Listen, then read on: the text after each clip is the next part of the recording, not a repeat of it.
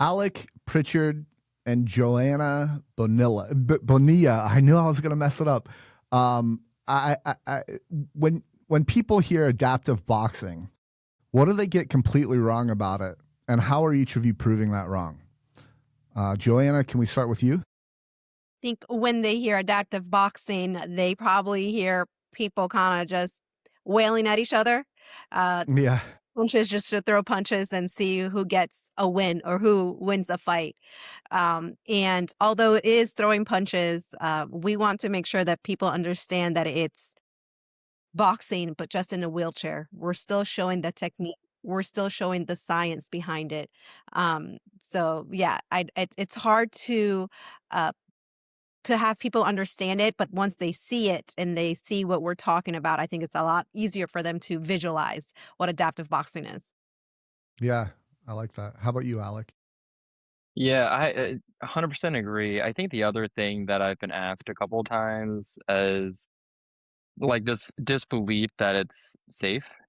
And there's already like, well, is able-bodied boxing safe? And so, if there's a question about that, that question I feel like is 10 times as important to, adaptive boxers. And I think we at the coaching level and at the athlete level spend so much time making sure what we do and how the boxers do it is safe. Every match is refereed. The coaches are certified to know, when somebody looks a little dazed and they should probably like, all right, let's stop the fight. And even before people start sparring with each other or fighting, there's hours, days, sometimes years of training before somebody even gets, into a match with each other. So there's safety is like priority number one all along the way. Yeah. Is it, I hear that, but there's got to be a level of, let's say, like from tennis versus adaptive boxing. There's got to be a level of a little bit more danger in adaptive boxing. Am I right to hear that? Am Yeah, I I right to think think that? Yeah. absolutely. I think, of course, 100%. It's okay to think that way. But let's put it more, maybe more rugby and boxing, right? Wheelchair Uh, rugby and adaptive boxing. Wheelchair rugby, they are literally crashing into each other. And they yeah. are flipping their shares and all this fun jazz. And to be completely honest, I would never do rugby, wheelchair rugby. Like, put me Okay. in the ring with whoever you want. I rather box 100% than do wheelchair rugby. First of all, I'm scared of losing a finger because they smash into each other so hard. And I have this Yeah. fear losing my teeth. I have no clue why, but even before my injury, I'm like, I don't want to lose my teeth. So kind of like back to what Coach Alec was saying, like they have gone to like extreme measures to make sure it's safe for everybody. And not only like, oh, is it safe for you to get hit in the face or this or that? We're gonna put straps on you or belts on you. Like, let's take it back even further. Like they understand the diagnoses that person is bringing into the sport. So I have a cord injury, but a person that has had a stroke is going to have different limitations that I will, but we're still going to be able to spar and fight. So I Yeah. think that's where it's a little bit different, where these coaches for adaptive boxing really go way deep into the history of that player instead of how do they present. Like they really have to dig into that to make sure that every aspect of this sport is safe, not only from looking at it, but in depth. Yeah. Interesting. Well, we're definitely going to get do a deep dive into adaptive boxing and understand what the differences are between adaptive and able-bodied boxing and the rules I'm curious about and a whole bunch of other things. But before we get into that, for those who don't know you, who are you? Joanna, can we start with you? I'm Joanna, the real deal. I am a person that was an able body, and I got diagnosed with lupus right out of college. And we thought we had it under control. But unfortunately, a couple of years later, I had a lesion on my spine, went into an MRI, and came out paralyzed. Oh, And wow. my world was kind of thrown upside down. Um, Unfortunately, I was like one of those 1% that just had an allergic reaction to the iodine, that comes with the imaging. So, it was hard to be honest, because I was kinda, like, in that peak of my life, I was, like, 28, 30. Everything around me was really going my way, so this pretty, put a big lump into my goals. I found the right people. I got surrounded by amazing people besides my family and my friends. I actually went to Kennedy Krieger for rehab, which is an amazing facility. And they actually introduced me to Devon Polomero, who is the owner of DPI Adaptive Fitness, which is the gym that I go to that has started adaptive boxing. I was a gym rat before, and, I would go to the gyms, and it didn't feel like home anymore. It didn't People would look at I'm sure they weren't. I felt like people were looking at me like, "What is she gonna do on that machine? How is she gonna make this happen for her? She's in a wheelchair." And then not everything was accessible. It's tight quarters. In some gyms, they're really tight, like, if you wanna go from one machine to the other, and I didn't feel like myself, and I was just like, I wanna get back into the swing of things. And, going into DPI, I started to finally feel like I was around people that were interested in fitness, wanting to get better, trying new things. And not only the people that go there, but also the trainers were willing to try new things. Like I've never heard a trainer say no when I wanted to try a machine. It was like, it's more of, how can I adapt this to you? Let's see what you can do and let's see how I can adapt it. And ever since then, I've had some other medical issues, but we started a nonprofit because I wanted others to have the same experience that I did. Now, um, it's expensive to do personal training, and unfortunately, insurance doesn't cover it. So, insurance covers 3 months of rehab and then 3 months off. But what happens during those 3 months off is either you do your homework or you don't do your homework. And if you don't do your homework, you kind of are set back again. And then when you go back to rehab, you started where you were last time instead of like progressing. So I got lucky enough that I was able to continue to progress. And I feel like I'm in a point where um, I'm happy where I'm at with my health. I'm happy with my wheelchair. And because of that, we started the nonprofit. And I'm continuing to learn about the community every single day. It's hard. It's a hard community to, not that they haven't accepted me, but it's really, really hard. 28 years of me being so independent and doing everything else all by myself, and then still being independent, but, the community is different. It's Yeah. really different, and I love them, but it's a good learning experience. Yeah. Yeah. How long have you been disabled? 12 years. Oh, wow. Okay. Yeah, and 4 of those For I was bedridden. 4 of them you were bedridden? Yeah, Wow. Okay. yeah. For the record, I have spina bifida, so it's a birth Okay. defect that I was born with. So I'm paralyzed from just below the knees. So Okay. Alec, who are you? Yeah, well, I don't have a cool name, so it's just like Alec or Coach Alec. So I mean, that's pretty cool to me, I guess. But yeah, I don't. No one's given me like a sweet name, so we got some time on the clock if we start thinking before I leave. Yeah, um, yeah, yeah. but yeah, I mean, I have always ever since I want to say high school, I remember not being able to do a push up or like make a good track time or anything like that. Yours truly was not an athletic kid growing up, and something flipped, something like some switch was flipped, and I kind of became a gym rat. I don't look like I am, but I became one, and spent most of my college time working at our like college rec center, and that gave me a lot of exposure to a lot of different people. But looking back, actually, literally just right now, I haven't really thought about it before, not like the adaptive community. And so, and even Joanna hearing, I've heard your story a couple times, and I always kind of pick up on some new things every time. You were talking about gym space, and I was like, when I worked at the rec center, we had all these rules about how far equipment should be apart. And now with the new mindset, I'm like, they're way off. It's like, yeah, they're optimizing for able-bodied persons getting into everything. But anyway, I digress. But I spent a lot of time, had a big passion for weightlifting, personal training, and then I want to say during the pandemic, it had always been a dream of mine to become a certified personal trainer. Didn't even know if I wanted to personally train anyone. I just wanted to like be able to have the certification, the knowledge.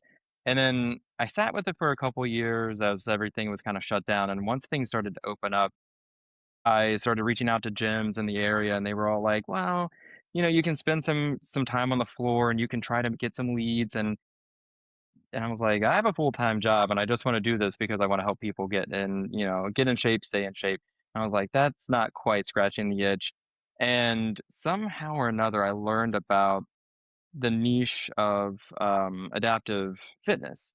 And I was like, "I don't know, maybe I'll look around," and I found a certification just for certified adaptive, fitness trainers or personal trainers, and unbeknownst to me, I'm taking this course, and it was actually created by Devon Palermo, who, started the DPI boxing gym Joanna mentioned.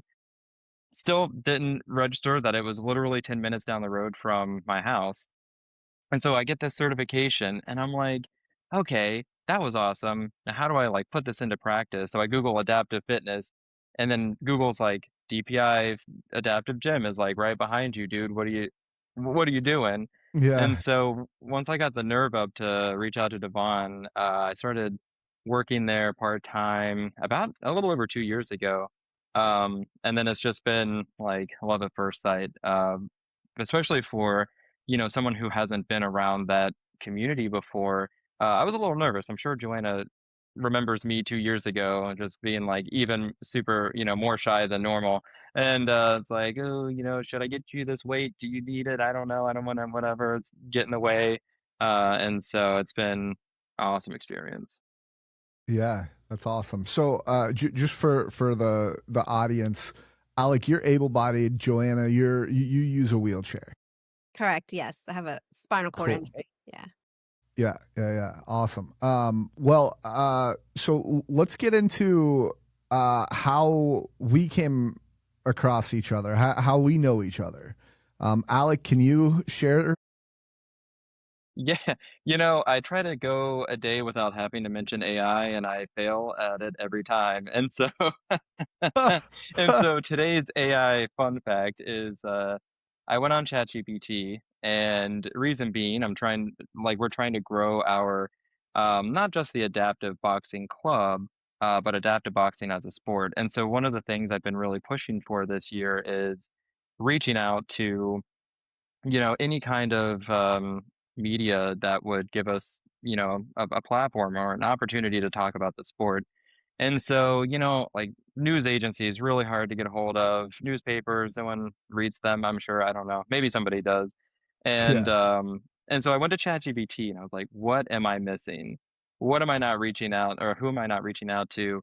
And ChatGPT was like, podcasts. I was like, of course. Like I listen to podcasts. That's a great idea. Which yeah, ones? Which ones cover would be willing to cover adaptive boxing?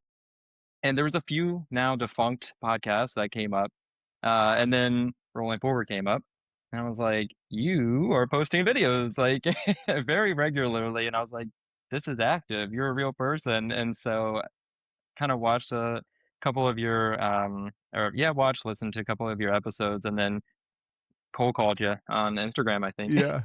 Yeah, yeah, yeah. Wow, it's interesting. We talked back and forth on Instagram, and you obviously reached out to me, and I did not know that I was actually able to be searched via ChatGPT. That's kind of exciting. I think that's a new milestone for me. Like, yeah, like ChatGPT knows who I am. uh, but wow, that's interesting. Now I want to go on after this episode. I'm gonna go and be like, tell me about. Yeah, I want to Tell me more search about my. and Yeah. yeah, yeah, yeah. I'm curious, like, because ChatGPT gets things wrong too. So I'm curious, like, if it can summarize like who I am or something like that. But I don't know. I'm Interesting. Well, thank you for reaching out. You are the second guest who's just randomly, let's say, reached out to me that I don't have any affiliations with, like, or know somebody who referred me to you or anything like that. So I'm definitely excited. So it sounds to me like you two met at the gym. That's right. Yeah. And that was so Joanna, were you training at the gym when Alec came along, it sounds like, or can you share that story? Yes. So I kind of live at the gym, and happily so. Okay. I love the gym. The gym is my oasis. But the nonprofit, the Adaptive Fitness Legion, we do free programming for the community. So we do Saturdays. We start the day at 10 o'clock. We do like a fitness class, and then we do open gym. And Alec was hired to be part of that programming through DPI. So DPI is the facility that has the gym, that loans the gym to AFL, and AFL pays the trainers to train the participants that come to the programming. Cool. Okay. So I got to meet him because Devon hired him. So it was a win-win for me. Uh, Yeah. when I got to meet him, and I think he actually met me when I was having some of my like medical stuff. So I got to see him here and there. And in the past year, I would say that Alec and I have been working more hand in hand. And then I became a coach, and we've been working even more together to make this happen. So yeah. I'm smiling because you said hand in hand. I don't know. I feel like I there's guess some sort of boxing pun there. I don't know. we've been working glove and mitt. I don't know. Yeah, Yeah. We should have practiced. we Oh should have. man, Yeah. Yeah. Missed opportunity. Interesting. Alec, do you have anything to add to that, or? I mean, I'm trying to think of something profound, but no, I mean, I think the I think the biggest thing was I mean, what I discovered is with the I'll keep calling it like the adaptive community, but they were just so welcoming, not just Joanna, but everybody in the nonprofit, and then complete strangers. I'd be like, "Hey, I'm new here," and they're just like locked it down, remembered my name. If I mentioned like, "Oh yeah, my wife and I are gonna do something 3 weeks from now," they'd be like, "So how was it?" Like, what? I'm still trying to remember your name. So it's just no, it's like it's so amazing to see how people just want like that community, right? Yeah. And it was so easy for them to just take me in. So same with Joanna. I mean, I'm sure I've come to her with like a ton of maybe silly ideas or dumb questions, and it's just like we'll crack a joke and then get me on the right path. And it's just like, okay, cool. Like this is the best place I've probably been in my life in a long time. Yeah. Awesome. Okay. So if we weren't recording right now, where would you be? Well, because it is a Sunday, this is my relaxing day. But Yeah. if you catch me between Monday and Saturday, you'll catch me at the gym. So I'll Uh, either be doing my workouts by myself that the coaches have developed for me, or I would be training with one of the coaches, or I would be a coach training the other boxers. So definitely at the gym though. That's what you will find. cool. Alec?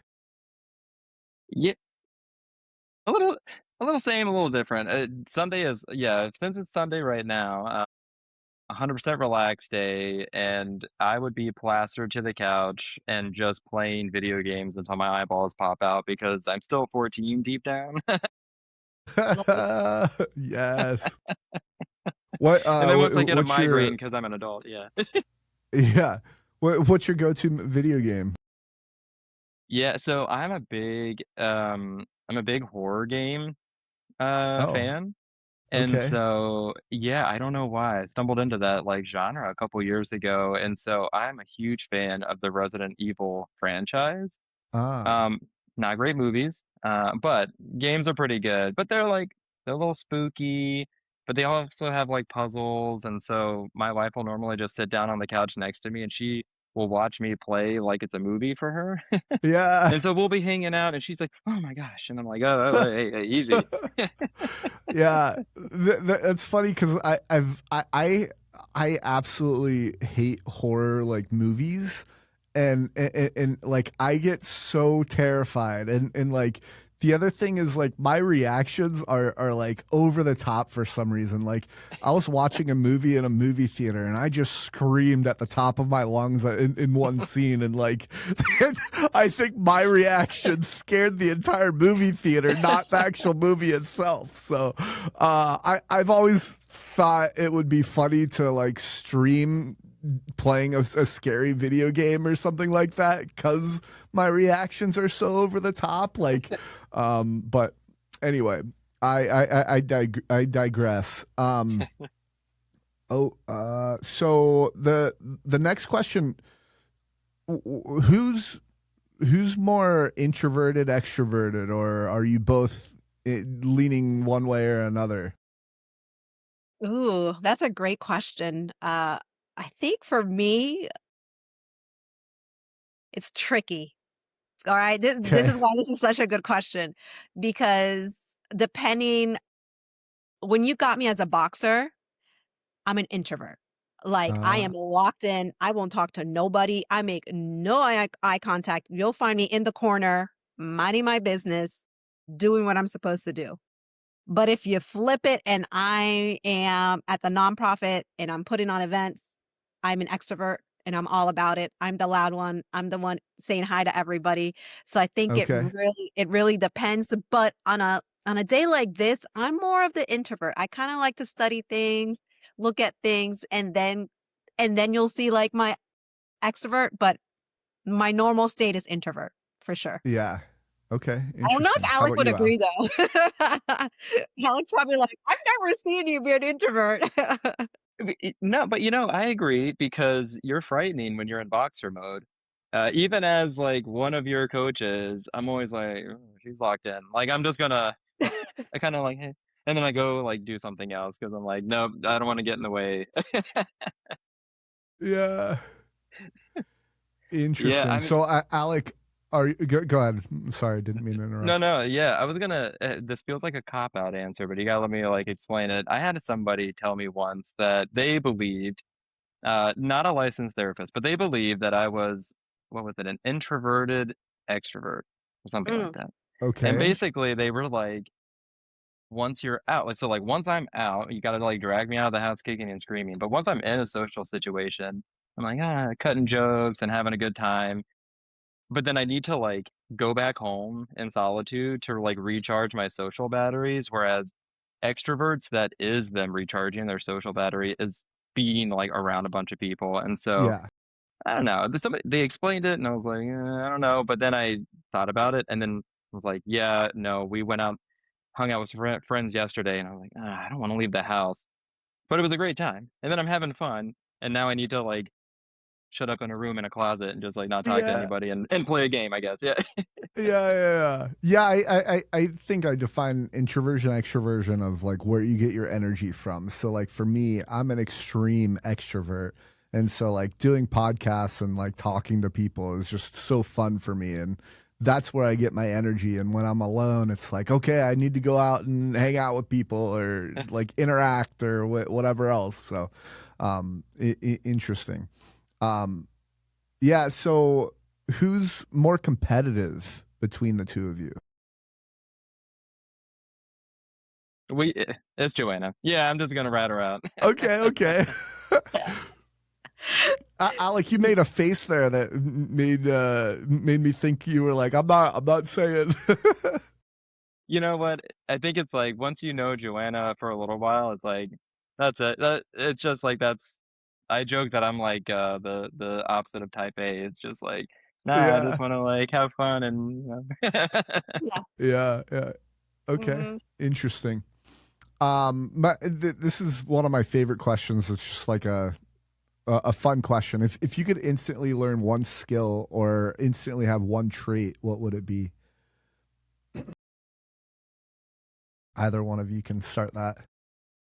I'm gonna let Alex start with that one to get myself some more time. yeah.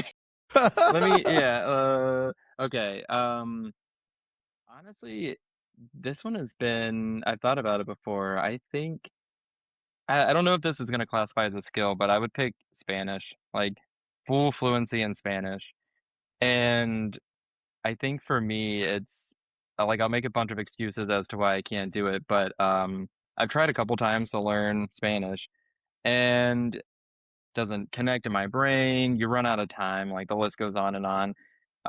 But I feel like there's such a growing Spanish community, at least where I live, and I'm always like, interacting with people, and then you hit that language barrier, and everybody makes it through it. But I always start to feel like, oh, I wish I could just branch out and just like not have to pull out Google Translate or like point at things and nervously chuckle and get through it. It's like, no, I just wish I could wake up and be like, boom, I can talk to you easy. So maybe even like polyglot. If I could just wake up and be a polyglot, that'd be great. Yeah, yeah. I'm semi fluent in Spanish, but I've lost it over the years. Like it's something that I would love. I'd love that skill as well, but it's like, man, I just don't have the time to invest to learn it. Yeah. Yeah, I Anyway, used to know Russian, and the same thing oh happened. It's just like I had a couple friends that were fluent. We would talk. I'd listen to music, and then they moved away, and I was like, well, who am I gonna like talk to? And then now I can say like hello, and then that's about it. yeah, Privyet. Oh, good. Yeah, that's about all I know. Is Privyet and Spasiba. Thank you and See, there you hello and go. thank yous. Hey, those are like the Uh, most important ones. So Yeah, yeah, right. yeah, yeah. You made friends. I mean, what else do you want? exactly. Yeah, right. Joanna, do you have an answer or? I think one of the traits that I would love to have is have like an engineer mind. And when I Mm, say that is like, like some people and Dan, who is on the board with me on the nonprofit board, like you can literally give him whatever sort of like, hey, I've run into X, Y, and Z. And he'll think about it for a little bit and he's like, it's ABC. And I'm like, huh?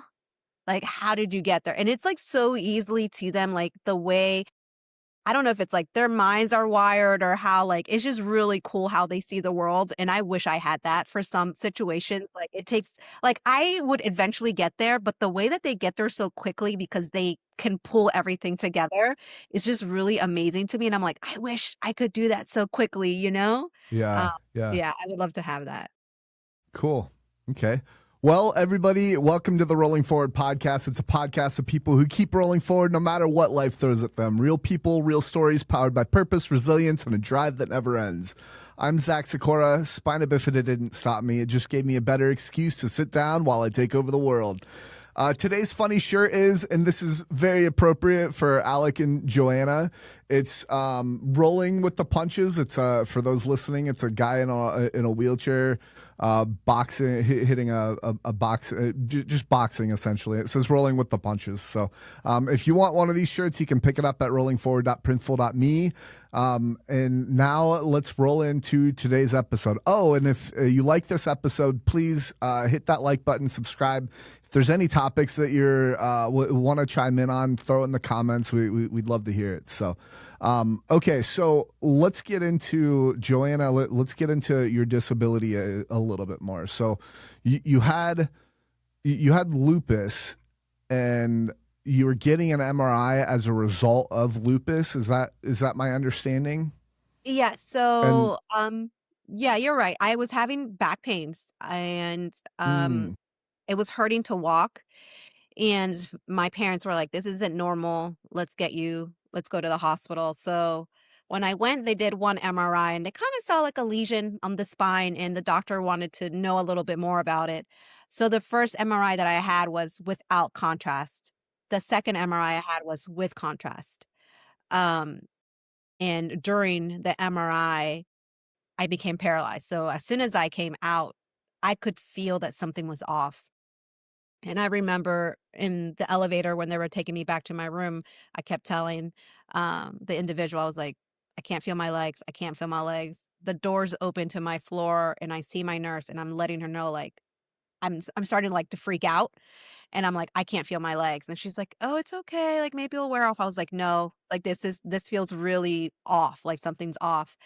And they sedated me and I didn't I don't remember what happened for like 4 days because it was Whoa. just so traumatic to me. Like, it's just I can't tell y like, I wasn't the person that told my parents I became paralyzed. It was actually my cousin who was in the room waiting for me because they just thought I was going down for a normal MRI check.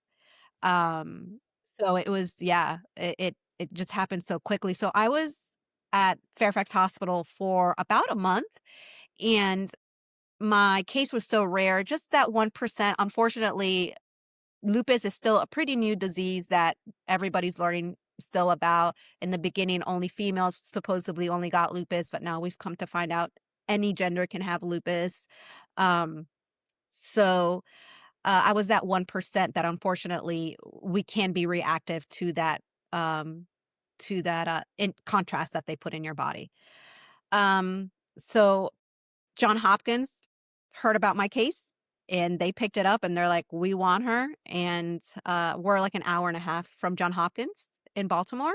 So they picked up my case and I went over there and they tried a lot of different things. I did chemo, I did radiation, I did transfusions, like anything that you can think of. They tried on me to see if they could reverse it. But unfortunately, it it's not clicking yet. I'm so hopeful. I was diagnosed with transfer myelitis, so there's still a chance there. You never know. So that's why I try to stay as active as possible. Maybe one day, I'll start having sensations, I guess. Who knows? But yeah. Uh, Interesting. And for those who don't know, can you explain just briefly what lupus is and transverse myelitis? I said that right, didn't I? Mhm. Transverse Yes. myelitis. Okay. Yeah. Can you explain just what those two things are for those that don't know? Certainly. So lupus is an autoimmune disease that it's the body attacking the body.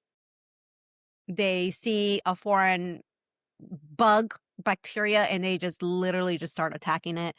Even if it's good bacteria or bad bacteria, it just doesn't know what it's supposed to, but because it's introduced new, they just attack. They just go for it.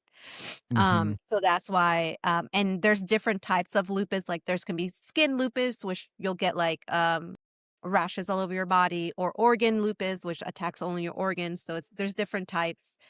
And then transfer myelitis it's an illness of the spine, right? It just, again, it's something that attacks it. It kind of makes a stop for any signals to go up and down that highway. And it's called transfer myelitis because sometimes it can be transferred back to what it originally was. Unfortunately, the longer you are sick, the harder it is to get back. But there is a story out there of a girl that she was actually on Dancing with the Stars. She had transfer myelitis for about 11 years, and all of a sudden, she started walking. Wow. Um, and she was on Dancing with the Stars. So, that's why I say, like, people want me to accept, "Oh, just accept that you're in a wheelchair." And I'm like, "Absolutely not." Like, not until you know what I mean? Like, I'm gonna keep working hard every single day. You never know. And sometimes I do get sensations that haven't felt before, and I'm like, "That's new." And it gets the people that train with me excited, and we try new things and kinda go from there. So, yeah. Yeah. Interesting. That kind of the not giving up kind of from what I've gathered from about you so far, that kind of seems to fit who you are. So, uh, Yeah. yeah. One interesting thing, and I've had this thought experiment with other people. So you've been disabled, you said, for 12 years, was it? Mhm.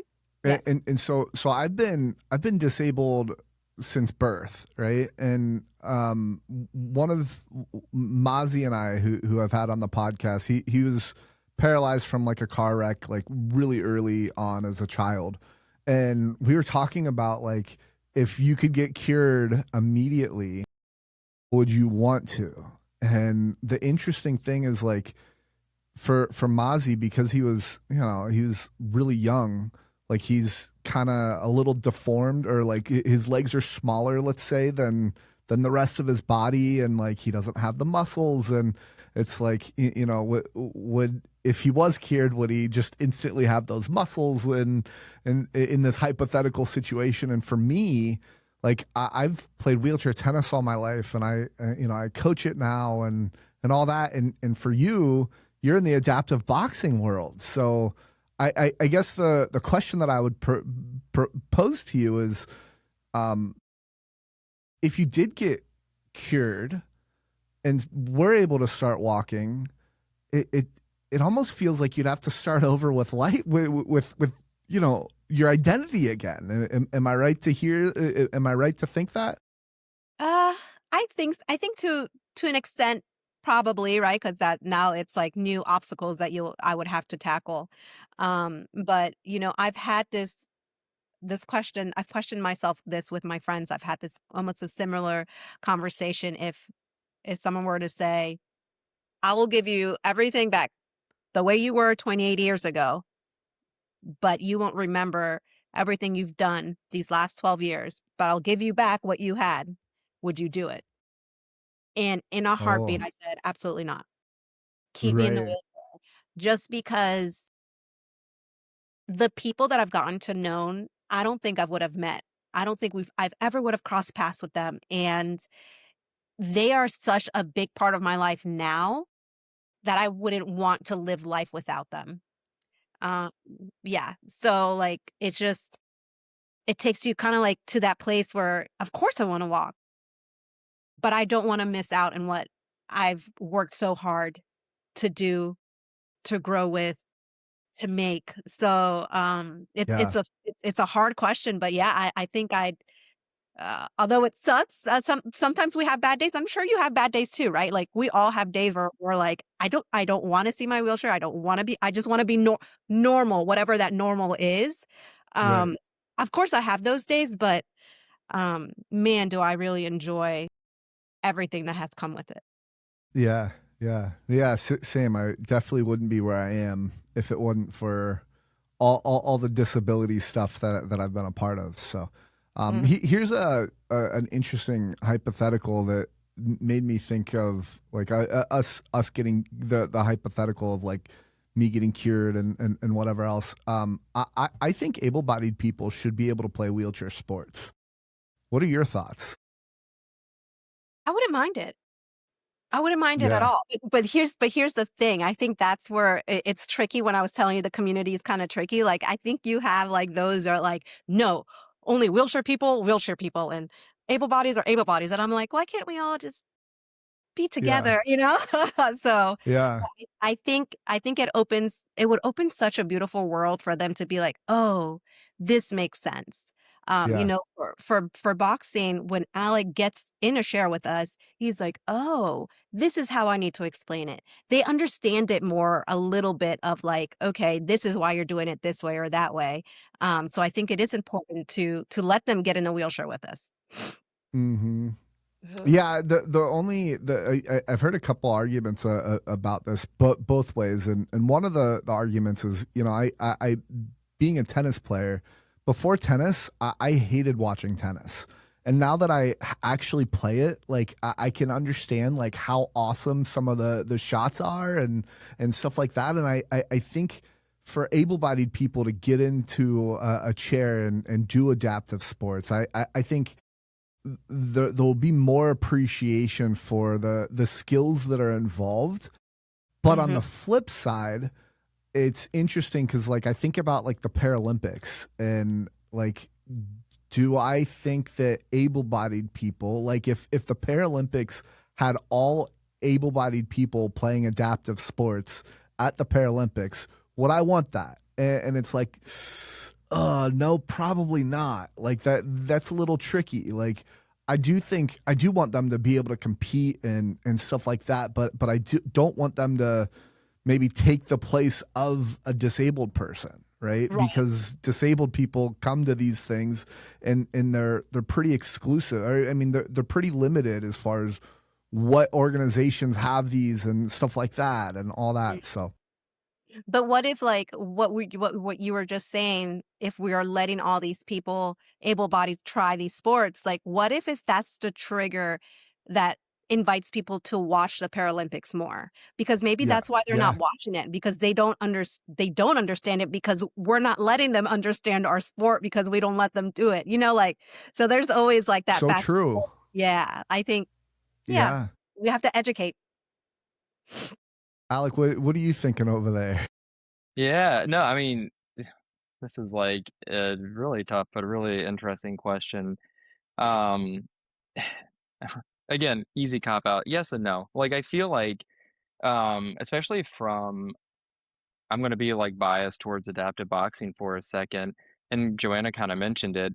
I feel like for some of the things that we want to achieve with the sport, it's just getting people to understand that that exists, like that adaptive boxing exists. And even a close friend of mine who has seen adaptive boxing, she was telling a coworker about it, and he was like, "I just can't." Both able-bodied, and her coworker was like, "I just can't wrap my head around adaptive boxing." And so she like rolls her computer chair over, moves him over, and is like, "This is how they sit. This is how they kind of try to move." And he was like, "Oh, that sounds really interesting. That sounds really cool." And so I agree that some inclusion and encouragement for able body participation could help grow, especially some of these more niche sports that people might not even know exist. And even for us, where we're trying to find new adaptive boxers for each other to compete against or train with, if we could open that up to also include some able-bodied participants who are willing to get into a wheelchair and box. I mean, that'd be great exposure and a great opportunity for our boxers to learn from. At the competitive level, I kind of agree with you, Zach, that like, well, we have the Olympics, right? And so like you can go compete there. And then Paralympics is for the para community. And so I don't know, maybe at the amateur and, like, non-competitive side of things, like, there's a great opportunity there. At the Olympic level, that's tough. That's a tough one. Mhm. Yeah. Yeah, that's it's just an interesting, fun hypothetical. Real quick, backing up to Joanna, your injury. What's your injury level? T11, so right above the belly T button. T11. Hmm. Okay, okay. Yeah. So you have some abs is basically what that means, right? Yes, some abs. So remember I told you about that transfer myelitis? Yeah. Um, I do a lot of things that, according to where I'm diagnosed, I shouldn't be able to do. Um, Oh, so I can do some stuff, like my trainer will say, "I want you to do this," and I do it, and he's like, "How'd you do that?" And I don't know how, like I can't feel that I'm doing it, but I'm doing like more ab stuff than I should be doing. So, yeah, yeah. mhm. Interesting. Okay. Um, and so Alec, from when you kind of came to the gym and met Joanna, what? Well, I mean, I guess in just in the general adaptive space, what are some things that like you learned early on that are like these are the types of things that I need to know for my boxers and like maybe even learning experiences that you learned early on or anything like that? I think honestly, I think one of the hardest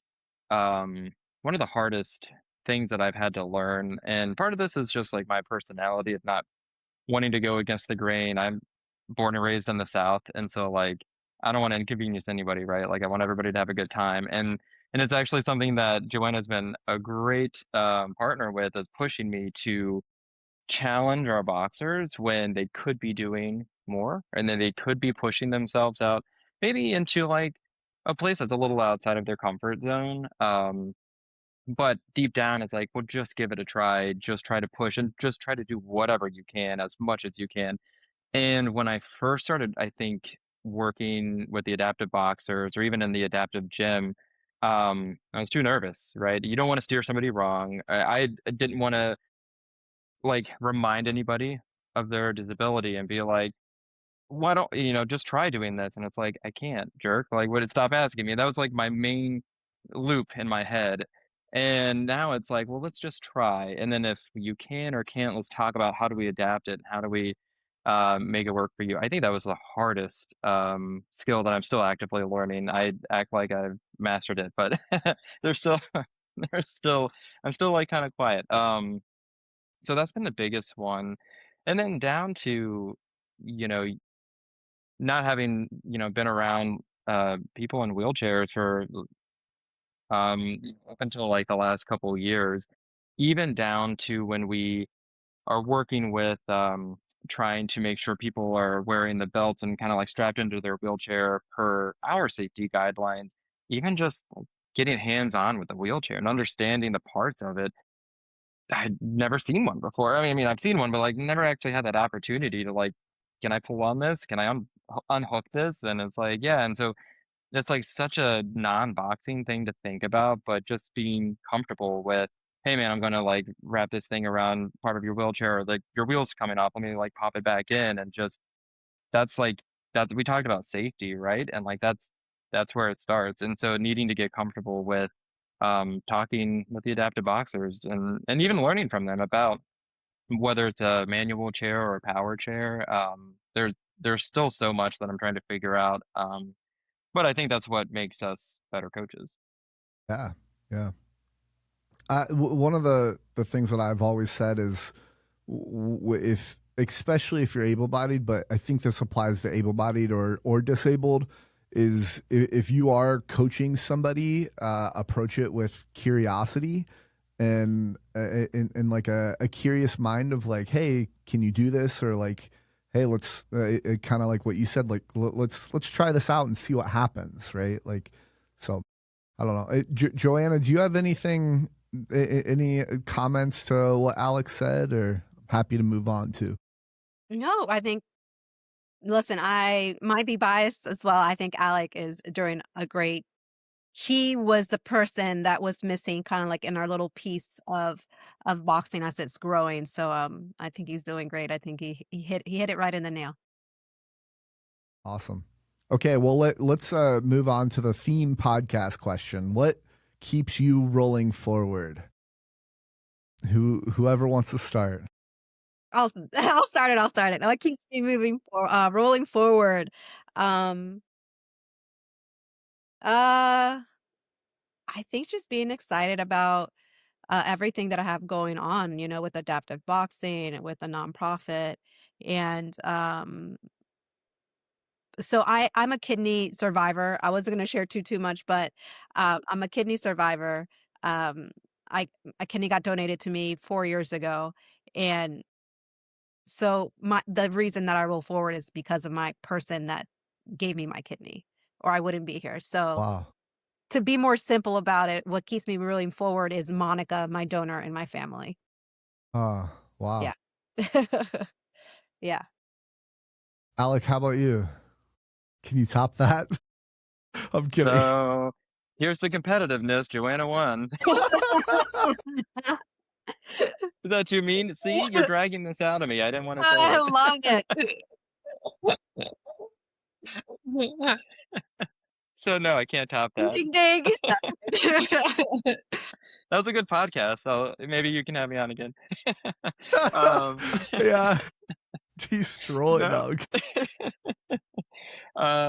Nah. So let's see. Yeah, I can't top that. I think something, not to get so like philosophical here. I always just wanted to have like a positive impact, right? I feel like a lot of people say that.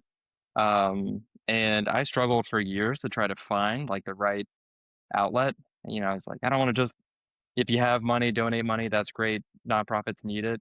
But I wanted to get that like hands on. I wanted to connect with people and try to see something that I did lead to them having fun or a better lifestyle, something like that. And so it really is the work with the Adaptive Fitness Legion or adaptive boxing and adaptive boxing. It's getting to see the fun moments when our boxers succeed, or we struggle for a few weeks on trying to talk about how do we help you figure out. One of the ones that we always talk about is like figuring out the right way to do an uppercut, but from a seated position. It's really hard. That's a lot of hip movement, and if you don't have that, how do you get power and things like that. And so, um, seeing I think just like trying to brainstorm ways to train that with our adaptive boxers, then you kind of start to see them trying it on their own. And then even having like Joanna or another boxer say like, "Oh, actually, I think this feels good. Like I kind of want to do this more." And I'm like, "Oh, cool." It's like just a small little thing that it makes me feel like, "Ah, that's what's keeping me rolling forward." Is just wanting to help expand like horizons and just give people the shot to do whatever they want to do. I love that. So, Alec, I want to ask a follow up question to that. That's somewhat related, but somewhat not. Um, Being an able bodied person, like doing adaptive coaching, why do you care about this space so much to do it? I think that's a good question. I think because once I discovered that there was, even a small community that wanted to do this, but um, had so limited coaches, right? And if you're able-bodied and you say, I want to try boxing, I mean, you can kind of throw a rock and you're going to hit a lot of able-bodied boxing gyms. Not that it's a Yeah, bad thing. It's just the reverse of that is if you're not able-bodied, then where do you find that kind of thing? And maybe online, not like a little bit, not really. Um, and so I think that was the biggest thing. Once I saw our head coach, Devon, what he had been, so I got started last year. So he had been working on this adaptive boxing program for about 3 years. I wouldn't want to say 3 or 4 years at that point. Um, on top of all of his regular things that he's aspiring to accomplish with this community, I was sign me up. That's exactly what I was saying keeps me rolling forward. It's like there's a need here, and if I can get better, if I can be better, be a better coach, and I can help fill that need, then like rock on. I mean, there's a lot of able-bodied coaches and gyms, but this is such a niche group that is wanting to be adaptive boxers. Like, sign me up. Like, I wish I yeah, had just signed up sooner. yeah, Tell you, Zach, that Coach Alec is he's a special coach. And when I say he's a special coach, like last year we had an opportunity to go to Spain, and at the end of it, it wasn't really working out for an opponent. My opponent backed out. So Devon was put into a situation where he was like, I take out my entire team, or I figure out who else I can bring to be an opponent for Joanna. But then he also came across with, I can't be one coach for two girls that are gonna fight against each other. yeah, And, and Alec, with no hesitation, said, I'll be there. Literally 3 weeks before the event. And that's what shows you where he's like, he's saying this is what keeps rolling me forward. He's a living proof of that. Like he, without hesitation, is there for the community. He didn't ask like when, where, why. He was just like, I'll be there. Like, let's just make this happen. And he picked up with another boxer in our club with Claudia and just like took her under her wings. He had done one fight prior, but international corner, being a corner coach is totally different from being something sort of small that we put together, and that he just really took under. I mean, when we say rolling forward, he is streaming right next to me. Like he's like, so like I'm just rolling. No, like he is pushed right there next to me, like, "Let's make this happen." He's I coming full love force that. for sure. Yeah. And I already said I don't speak Spanish. So, I mean, going to Spain, that had to be like my top two fears, right? Exactly. Exactly. Yes. Mhm. um, Okay, well, let's get into one of my favorite segments, the wheelie bad joke segment. So here's how it works. I'm going to tell you a wheelie bad joke. I want you to rate it on a scale of 1 to 10. 10 being the best wheelie bad joke you've ever heard in your entire life, which I'm sure you're gonna rate it close to that. No, I'm kidding.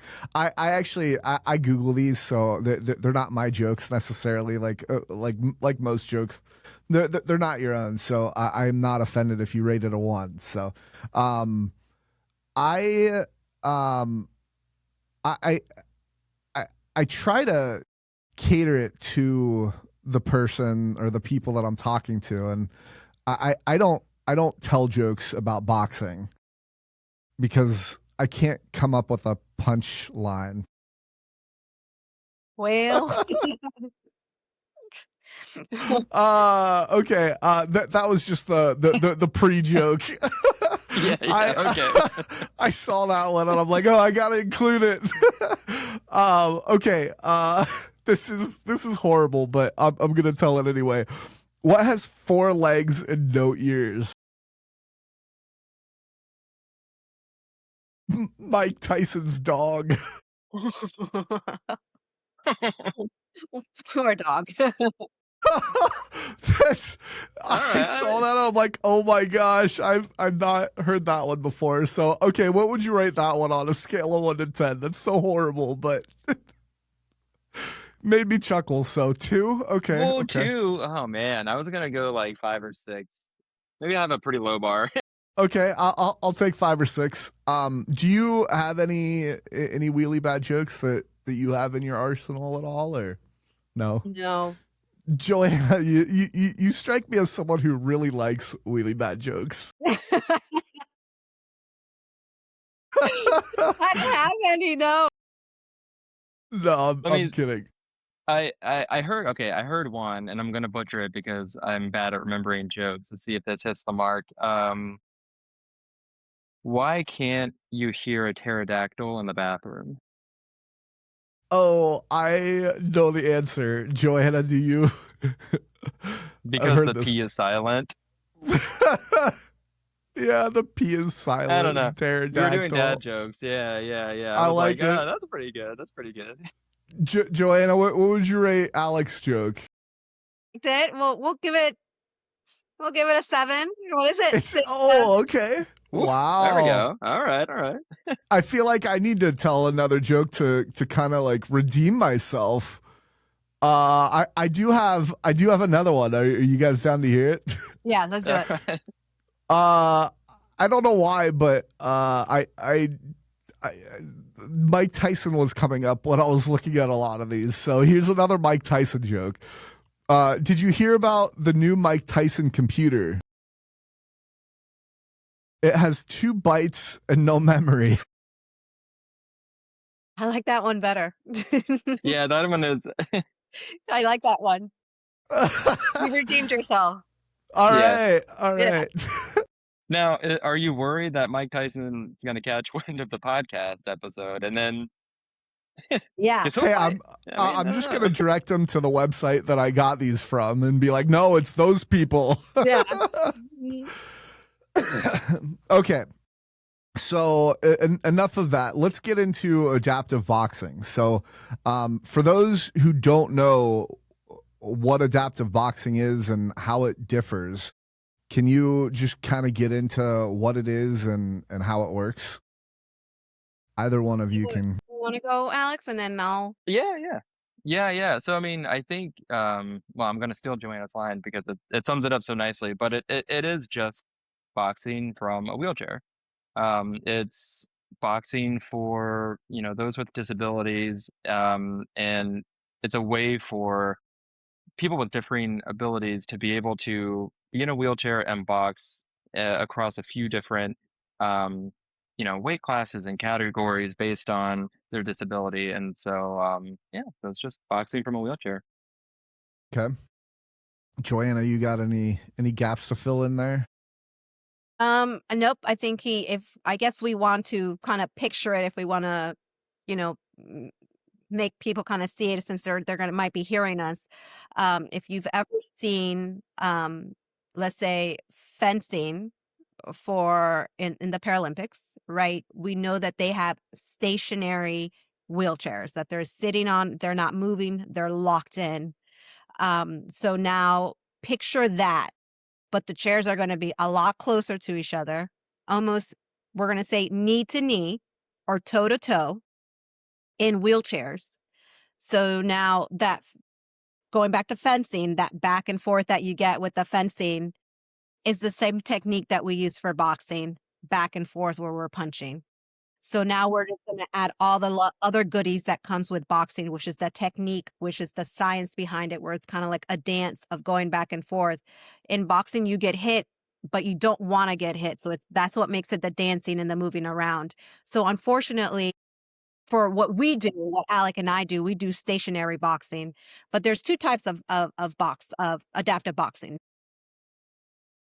Ones where they're mobile adaptive boxing, and the stationary. So with the mobile one, have literally one hand kind of like moving you around, creating angles for you and throwing, I'm going to say, a punch here and there, where which is in stationary. We do inside boxing. So it's really face to face, making sure you're throwing nice punches. It kind of goes more into the technique part of it. So if we compared it to able body boxing, you know how heavyweights are just like wailing. They're like, boom, boom, boom. You're not really going to see that in adaptive boxing. Let's take it back and go to like the lower, kind of like the lightweight boxers, which is more of movement back and forth, forward and back. And it's just really pretty, almost like what Muhammad Ali said, float like a butterfly, sting like a bee. It's very like, very nice, very, so I don't know if that kind of like paints a picture a little bit more as to what you would see as adaptive boxing. And I'm sure as more we talk about it, we get into the more technical stuff. But as of right now, what you would see is fencing closer together, with mitts, not with mitts, with gloves on. Yeah. Okay. So one of the questions that I have, I know there's movement involved, but because the two chairs are kind of locked in, could you theoretically always hit the person, at least in the face, or can you lean back far enough to where they can't reach you? You can lean back far enough for where they can't reach you. Okay. Okay. Yeah, yeah. Interesting. So you can definitely dodge pulling back, depending, Mm-hmm. and that's where that science comes of it. Are you timing it correctly? Are you moving just a little bit of inches to the left or to the right for them not to get you hit? So, Right. and what kind of like Alec was saying with the different qualifications that we have of we they go on reach, because each reach is different for each boxer. So we're not going to put someone that has an extremely long reach with someone that has a shorter reach, right? Because regardless what happens, exactly what you were saying, they could just keep that punch out there, Yeah. and that person with the smaller reach is never going to be able to come in. I mean, there are ways to come in, but it takes away from the beauty of the sport if we want to Yeah. keep, the way it's supposed to look. Yeah. Interesting. And you said there's stationary and there's mobile. Hmm. And so with the mobile, you said that somebody is using one of their hands to kind of to steer the wheelchair, let's say, move the wheelchair around. Hmm. So is this one-handed boxing, or is there a glove on the one that they're using to steer their wheelchair? There's a glove on the one There they're is. steering with as well. Yeah. So Okay. that's where I was just like, it's hard for them, because I mean, I tried it and it was hard for me, because although you are creating angles, which able bodied are able to do with their footwork, they create angles. You don't get to throw a lot of punches, because you're so concerned about not getting hit while you're moving your wheelchair, and then you're too far away. So while you're moving back and you're throwing a punch, you're you're going away from your opponent. Um, Yeah. Yeah. so, but some people like it that way, which I think it's great. Just I prefer stationary a little bit more. Yeah. Mm, yeah. Okay. So it sounds like more contact is you get more contact with the stationary. Yeah. More opportunities to hit them. Yeah. Interesting. Okay. And then is there? So you mentioned that there's weight classes, and then there's arm length classifications. Is that correct? And then is there a disability classification as well? Okay. And how many different disability classifications are there? Alec, do you wanna talk Yeah, about? yeah. So I did have to pull the cheat sheet. But we have three. We have three, we'll say we call them divisions. And the first division will be those with good trunk control and mobility without a loss of balance, full use of upper extremities. And then Division B is an impairment that impacts that trunk or balance control and or some limitation to at least one of your upper extremities. And then Division C, would be an impairment that I think severely impacts your trunk and or upper extremities. And something I would equate that to, if you are just too slow to react and you can't quite get your hands up to be safe or to get punches out, then that would kind of fall into, we'll let you train um, but at like an advanced or elite level for competition's sake, probably a no, but training is a yes. And that's, I think, more just from a safety standpoint. Okay, interesting. And so one of the interesting things that I always like to think about. So for tennis, there's really there's experience divisions. So what's your experience level, and then there's there's quad and then para, and there's really only two divisions. And in the Paralympics, there are quads, and it's classed as if you have three more limbs impaired. And so we have quads that play tennis in the Paralympics that have full function of their abs. And they're playing other quads that have a higher injury levels that don't have any abs. And it's like, man, there's something wrong with that. But, and I'm sure you see this in the boxing world, if you create too many divisions, you have such a low there's so much fewer people that are in those divisions, like 10 people in the US if you have a specific division, let's say, that's even more limited for whatever kind of disability you have or whatever else. So does that make sense from, like, do you see that in the boxing world? And do you feel like there's too many divisions, or what is your sentiment there? I mean, I think, at least from my perspective, and Joanna, definitely jump in. I think right now our three divisions is a solid starting point because um, you're right. If we because we're actively growing this sport, there's only so many people that meet the classification, the qualifications, and also want to compete.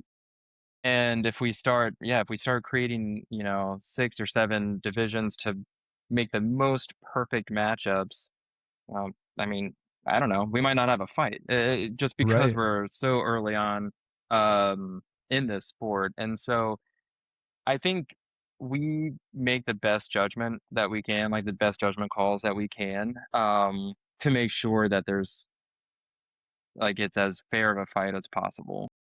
And Joanne, I mean, you've been in the ring, so I'd love to hear what you think.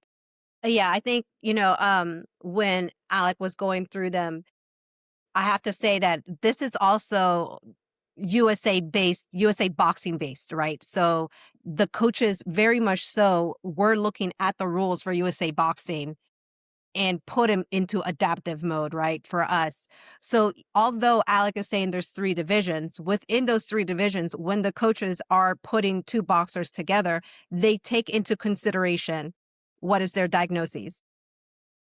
For like Alec was saying, if let's say we have a person that has spina bifida and I have a spinal cord injury, but because of their spina bifida, maybe their timing's a little bit off, like it's not going to put me with them because that could danger them. Like if my reaction is a lot quicker, it's more on.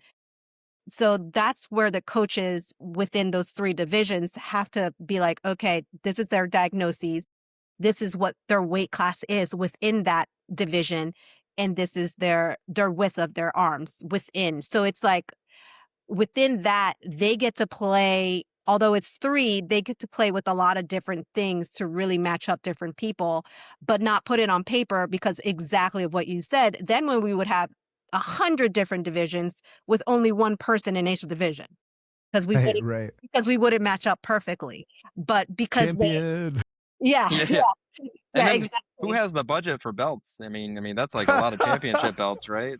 Yeah, Yeah. and Can you imagine how long that tournament would be? Just one person going at it by themselves? I Shadow mean, Yeah. boxing, I guess. yeah, Yeah. exactly. So it's really unique what the coaches get to do within those 3 divisions and everything that they have to really think about. Again, going by USA Boxing's regulation. So because our goal is Paralympics, right?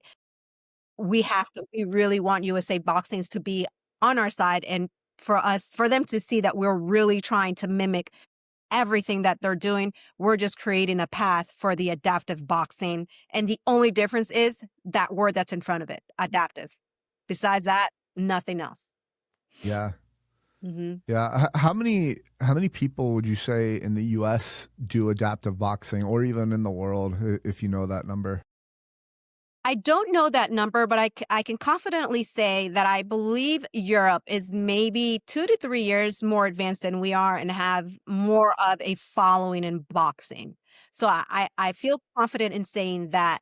But I also feel confident to say that ever since we've come back from Spain, there has been a growing interest across the United States where maybe before we were only talking to someone in Utah and in New York.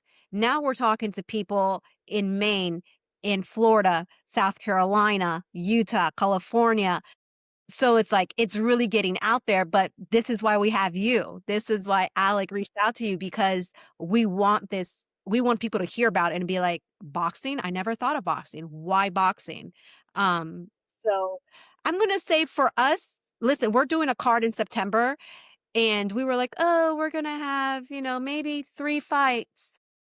Our coaches are struggling. We have 8 fights and people still want to get it on the card. Oh, So wow. there are people out there that want to do it. So it's growing. Now we just need to get coaches in other states to want to put tournaments on so we can continue to grow it. Yeah. Mhm. Interesting. Do you need to be in like a ring, let's say, in order to put these events on, or can it just be on like a mat in a gym, let's say? Absolutely. It can. We started our things in a park. We put Okay. 4 Wow. poles up. We made a ring. Alec was Yeah. part of making that ring, right, Alec? Yeah. Like, we just made the ri we selected a park and we started fighting outside. Now we've moved it inside, so and that's what's cool about boxing. Boxing, all you need is gloves, a person, and that's it. Really, we don't need a Yeah. ring if we really wanted to go to, like, the extreme. It's Um, Yeah. flashy, and I mean, it's it makes us look and I was feel gonna cool, say but yeah. yeah, being in the ring is always fun. We also don't want it to be like backyard brawling either, right? So that's why Yeah. the ring's Woo! important. Yeah, Yeah, yeah, yeah. yeah, yeah. Yeah. Okay. Interesting. And I assume you need like equipment to like hold down the chairs too, right? Yes, I don't know, Alec, if you wanna talk a little bit. I know that yeah. Yeah, yeah, I've gotten some, I know them all too well. So it's kinda to the ring conversation, it's also nothing official or fancy, though if, anybody has good ideas and connections to, tell us, but it's, we have one of our adaptive boxers actually, he is a handyman, and so he's got I don't even know how to describe him, but basically he's got these really sturdy wooden boards that have some tracks along them where they've got like ring ring hooks, I guess, and like you once you get the boxer set up on top of this wooden board, then we've got some different pretty secure straps, some of which I think I've heard are like used for airline cargo, and so like you're not going anywhere. Mm, And then once you're on this board, we'll just like hook it around the wheelchair, like secure parts of the wheelchair to make sure that I mean, that board would have to go flying for you to tip over, which is just, like, not gonna happen. And so even that is something when we went to Spain, we were taking a bunch of pictures of the setup that they were using because it was similar, but different and probably an improvement on what we have here in Virginia, and so it's, like, just yet another thing that we're actively trying to improve upon to make sure it's safe, efficient. is there a vendor that sells that? at this point? Not Yeah, I yet. didn't think so. Okay, I interesting. I don't yeah, I wouldn't think so, especially with I mean, talk about like super niche, but I mean, I was having conversations with boxing equipment distributors who were still surprised to find out that adaptive boxing exists. And so now you got to find, someone who can actually manufacture something for strictly adaptive boxing. Um, so I don't know. That's definitely that'd be great to have like a pipeline for any other gyms and any other, people, any other boxers that want to use something like that to find. Yeah, yeah. I would think like maybe a wheelchair company might adopt it, or like I don't know. Like it I suppose it has to be profitable, and if they only make like I don't know, let's say 10 a year, it's like this doesn't quite make sense to produce it or something like that. So going back to like how many people in the U.S., the world that do this, I do want to give like the audience just a small sense for like what the ballpark is. So like I'm gonna assume that it's not more than 1,000 people. It's probably more than half that, if not like a quarter of that, if not even less than that. Is that correct? Yeah, I'm gonna say maybe like a quarter of that, give or Okay. take. Yeah. Um, yeah, I Yeah, think and that. yeah, especially if you kind of divide it down into how do I say it? Like if you divide it down into people who are like adaptive boxers who are also willing to train and compete, Hmm. versus Yeah. like adaptive boxers who love the sport and just want to train it. Fitness. Right. Um, That's yeah, me. yeah, especially as we're trying to like scale. Yeah. Yeah. Yeah. I box with the MMA that I do, and I don't I have really. seen that a little bit. Yeah, I don't really have much of a desire to get hit in the head. Well, here's the other thing I'm curious about. So, I have a shunt, Hmm. and a shunt, for those that don't know, is something common with people with spina bifida. It pumps fluid out of my brain, or otherwise I could have brain damage and all that. My shunt's not working, but it would seem logical that if you have something sticking through your brain to pump fluid out like a tube, that if your brain gets rattled less than the average person would, I mean, just a little bit, you would think it would, like, I don't know, get in there and irritate some things. Do you do you Great have any question. sense Yeah, for that? they do. Actually, one of our champions, he has a shunt, and Hmm. coach knows exactly where it's at. They practice on how to defend that side a little bit more than he would the other side. Um, and the precautions for him as his coach are a little bit more. So he is fully aware. The boxer is fully aware that although if the coach feels that he got hit a little too hard, that he's going to call something. He's going to call it, we're done. This is it. Regardless if he feels that he's okay, it doesn't affect, like, the safety precautions for that are to the extreme. We also had another young lady that had this a shunt as well, and I fought against her, and almost the same thing. Like, they knew exactly where it was located. They knew that if a hit was directed somewhere near that location, game over. The fight is done, regardless if it was a tap hard, they knew that that was a no zone. So it's just how well we're educated as the boxer and the coach, right? Like that relationship between those two have to be to such an extreme level that they know exactly what is okay and what it's not. So for you, they would ask, where's this at? How comfortable do you feel with it? How comfortable do you feel with getting hit? Because also, like you're saying, I from the beginning you said, I don't want to get hit. That's just not my Yeah. thing, right? Then you would never spar, but that's okay because no, or if you and I were to spar, the coach would say, Joanna, I don't want you to go anywhere near his head. I just want you to Yeah. do body work. Right? Yeah. Sure. So because you should still enjoy it if you want to try boxing. Let's adapt it to you. Okay, no headshot. We're just going to do body work. So that's another way that they've learned how to adapt it. So anybody with any disability can do the sport. Hmm. Yeah, you might have seen on my channel, I blocked a Superman punch, and for those that don't know, it's like somebody flying through the air and punching. Yeah, it's think of Superman and a punch like that, and the shtick was I was gonna block it and then flip over backwards, but I was an idiot and I had my hands like too far apart, and it just went right through my hands, and I flipped over backwards, and I got it on video, so there's some sort of win there. But anyway, okay, cool. That's really interesting. The like diving into the adaptive boxing. I even though I do box, I've never really like talked to anybody about like the specifics of adaptive boxing and how that all works. So if anybody, by the way, has any other questions about like adaptive boxing and how it works that maybe I missed, let me know. But I do want to get into like the origin story of like Joanna, how did you find boxing, and why did you choose boxing over other sports that maybe are more prevalent in your area? Well, I didn't want to do boxing to begin with. Uh, Oh, my trainer, Devon, who is the head coach for the club now, he was like, "Do you want to try boxing?" And I said, "Absolutely not."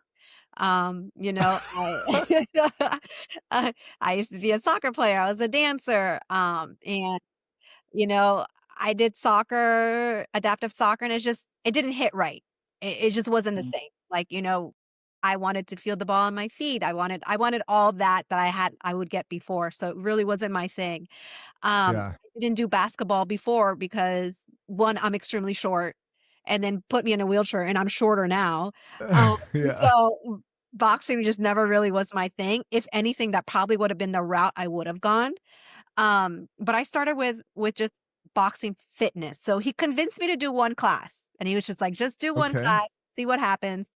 And I loved the cardio aspect of it. I felt like, okay, this was a good sweat. I felt good. We did that for a little bit. Then we were advancing with combinations and punches. And he was like, can you do 100 punches in a minute? And here comes the competitive side that Alex says that I have. And I was like, yeah, let's do it. So Yeah. we trained to do that, and we did it. And then I was like, I want to start hitting a bag. So we started hitting a bag. And then another girl joined the gym, and she had done boxing before. So then it was like, we want to see what it feels like to hit each other. Why not? Um, so then it just grew from there. Just like every little step that we took, we would go back to Devon and be like, now we want to try this. Or he would be like, how about we try that? We try this. So it just like really like slowly but surely, it's just like the elevation of it just kept getting higher and higher. Um, Okay. and then because the other girl and I were kind of like tired of hitting each other, we were like, we need to introduce other people to this. And that's how the interest kind of like her and I had a mission to get other people involved, and Devon as a coach had a mission to get other coaches to be interested in this sport. So it it wasn't just like, here's adaptive boxing, go for it. It was definitely pioneering it. Like, what does that mean? Like before, we didn't even wear belts. So now we wear belts so we can throw harder punches and we don't fall over, our knees. But before that, we were just throwing punches and kind of like, sitting in them, making sure that we weren't overextending. And now we put on belts and we go at it. So it's definitely like little pieces here and there. We know that some people need straps around their feet so their legs don't come off of their footrest. So little Can't by kick little. in adaptive boxing. Exactly, No exactly. kicking. So some of us were Well, we have doing to create adaptive kickboxing. I mean, yeah, that's not yeah, exactly. Throw a punch and your feet come out. yeah. So it was just, yeah. That would be me. That would be me for sure. Yeah. Yeah. Give us some time, Zach. We're already Yeah. trying to pioneer one sport. Yeah. One thing at a Yeah. time, Zach. Exactly. Yeah. Okay, my bad, my bad. So yeah, that's how it kind of started, just like as boxing fitness. and slowly but surely, we got lucky. I think our community is amazing in, the city of Fairfax or Fairfax County, that they want to try new things. And in basketball, for like wheelchair basketball, I think for Virginia, I don't know if it's like this in every state or for every sport, they kind of grow out of the league at 18. So it's either you're kind of like you find an adult league or you want to go like pursue it a little bit higher. But like when your younger stages, right? Your adolescence, like when you hit 18, you can no longer be part of that group. Like you have to find some adult group if you're lucky enough to find an adult group, or if you're good enough to go pro, like one or the other. Um, Yeah. that's how we've gotten some of our boxers. They used to be, basketball players, and now they've fallen in love with boxing. So, Yeah.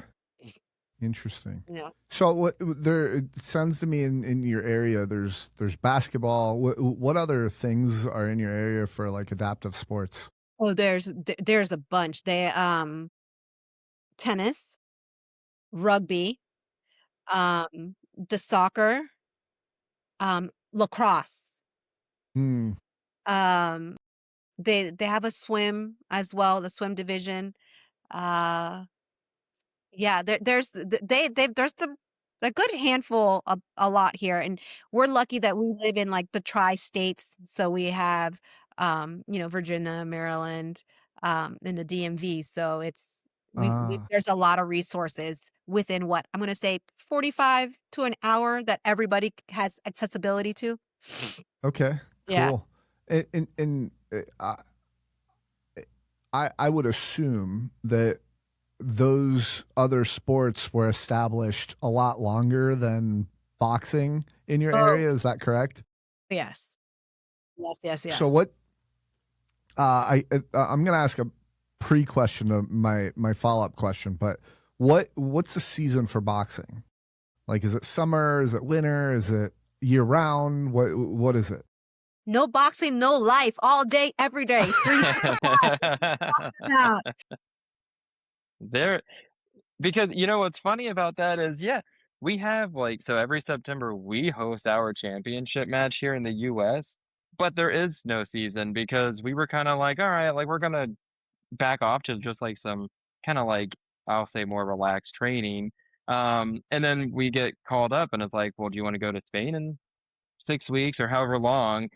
And it's like, oh yeah, because there's another championship to fight for, sure. And so you're if you wanna rock it and you wanna be a champion, like, you gotta be on it all the time. Yeah, yeah, interesting. Like for MMA, like there's fighters that need like 6 months to a year breaks in between fights and whatnot.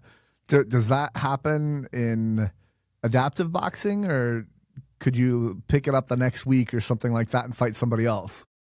Yeah, you would have to think about it more like amateur boxing in the like for able Okay, bodies. We just sure. don't have that luxury to be like if an opportunity that comes up for us to be like, no, I need to have 3 months off. We don't have that luxury because if the ball is rolling, we got to keep up with it. Yeah, Yeah. yeah, interesting. Mhm. So Yeah, if the we went dark for 6 months, people might forget that the sport is, like, growing and was like, "Okay." So it's like, "No, no days off." Yeah, yeah, that's interesting. So, the question that I have from the season question is, with tennis and me coaching tennis, there was a basketball team here in Cincinnati that was established far earlier, and so we could poach those guys because the seasons were opposite, if you will, right? So like it doesn't affect you playing tennis doesn't really affect your basketball skills, and so it's we're there's a group of people that have been trying to get like a wheelchair pickleball program going as well, and because Cincinnati is already established with a whole bunch of other wheelchair sports, adaptive sports, it's really hard to get people to want to do that and spend their time doing that with everything else that they're doing. So my question to you is, do you find that as a challenge within the adaptive boxing space where you are? Um, I guess yes and no. We did have like an individual who was interested in boxing and he was doing basketball and um you know his basketball coach was like you can't do boxing, dude. Like they're just Yeah. got to pick one or the other. Um Mm, so I guess because we're so still fresh, so fresh that we're not encountering that yet.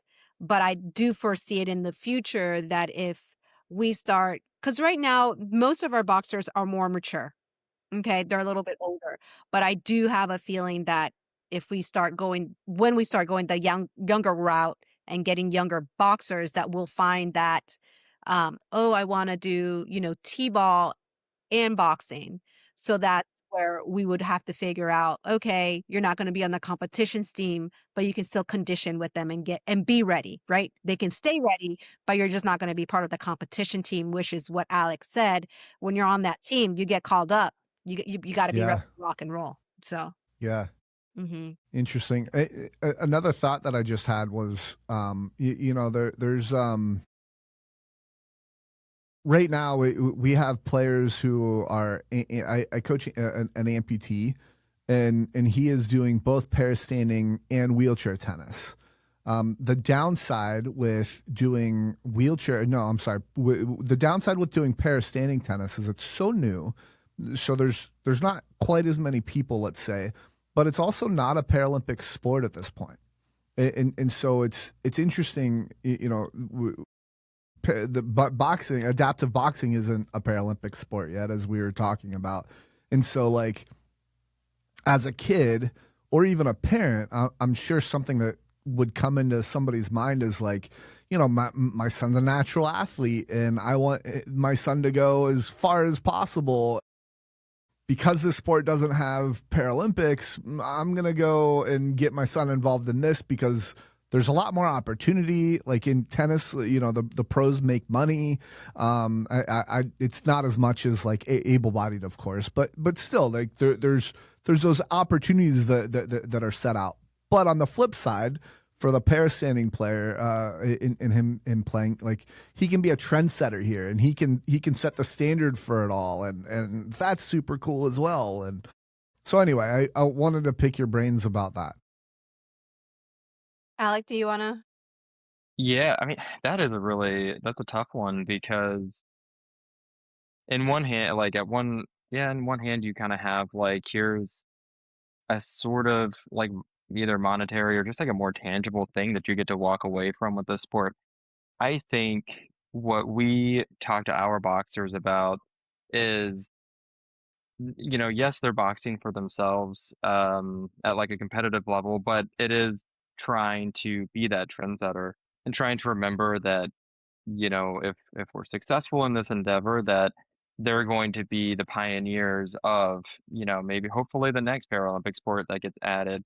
Um, I wonder if so like I understand that as an adult. I do wonder if me as a teenager would find that to be as interesting because I think me as a teenager, like, no, I want like a Nike endorsement or something, like I want that. I want the fans. So that's tough. I mean, I think that speaks to why we're pushing so hard to like help grow the sport as quickly and as safely as we can. But I don't know. Yeah, I hope I hope that it speaks to people on a different level that they'll Yeah, wanna devote their time to it. Yeah, and I sure. think Yeah, no, go ahead. Sorry, go ahead. I I think also like, you were saying, mm, you were saying, what if a parent's like, I have a natural athlete and X, Y, and Z here and that. But let's be completely honest. Like there are amazing athletes out there, but maybe out of 5 kids, maybe one will make it pro. Maybe one True. will make the money, right? So I think my mission, if I were to put on my coach hat, would be, you know, boxing gives life lessons that they can carry on forever. And I'm not saying these other sports don't, because all each sport has a special part for us to grow as when we are adults that we can still use. But I think that's something that boxing really does hold on to very tightly. All the lessons that you are able to use in the ring and then outside the ring And I think if a parent were to come up to me and be like, I know little Joe is, they're awesome at what they do, blah, blah, blah. They're really good at basketball. I would challenge them and say, are they going to be the next Michael Jordan? Because if there's a slight chance that they're not, listen to what your kid really wants to do and let them try it. Let them do 2 sports at a time. And then if it really happens for them to be that one special Michael Jordan kid in the making, then you go that route. But at least you were doing 2 at a time, learning 2 great things, and it could go back and forth. For me, that's what I would do. Yeah, another one that I thought of while you both were talking was collegiate opportunities, right? The specifically in the wheelchair tennis world, it's interesting because like you have a huge spectrum of like players who are like maybe entry level because they just got injured and they're playing collegiate tennis, and then you have the more advanced players. And I could be wrong, but I think there's scholarship opportunity for both of those groups of people, right?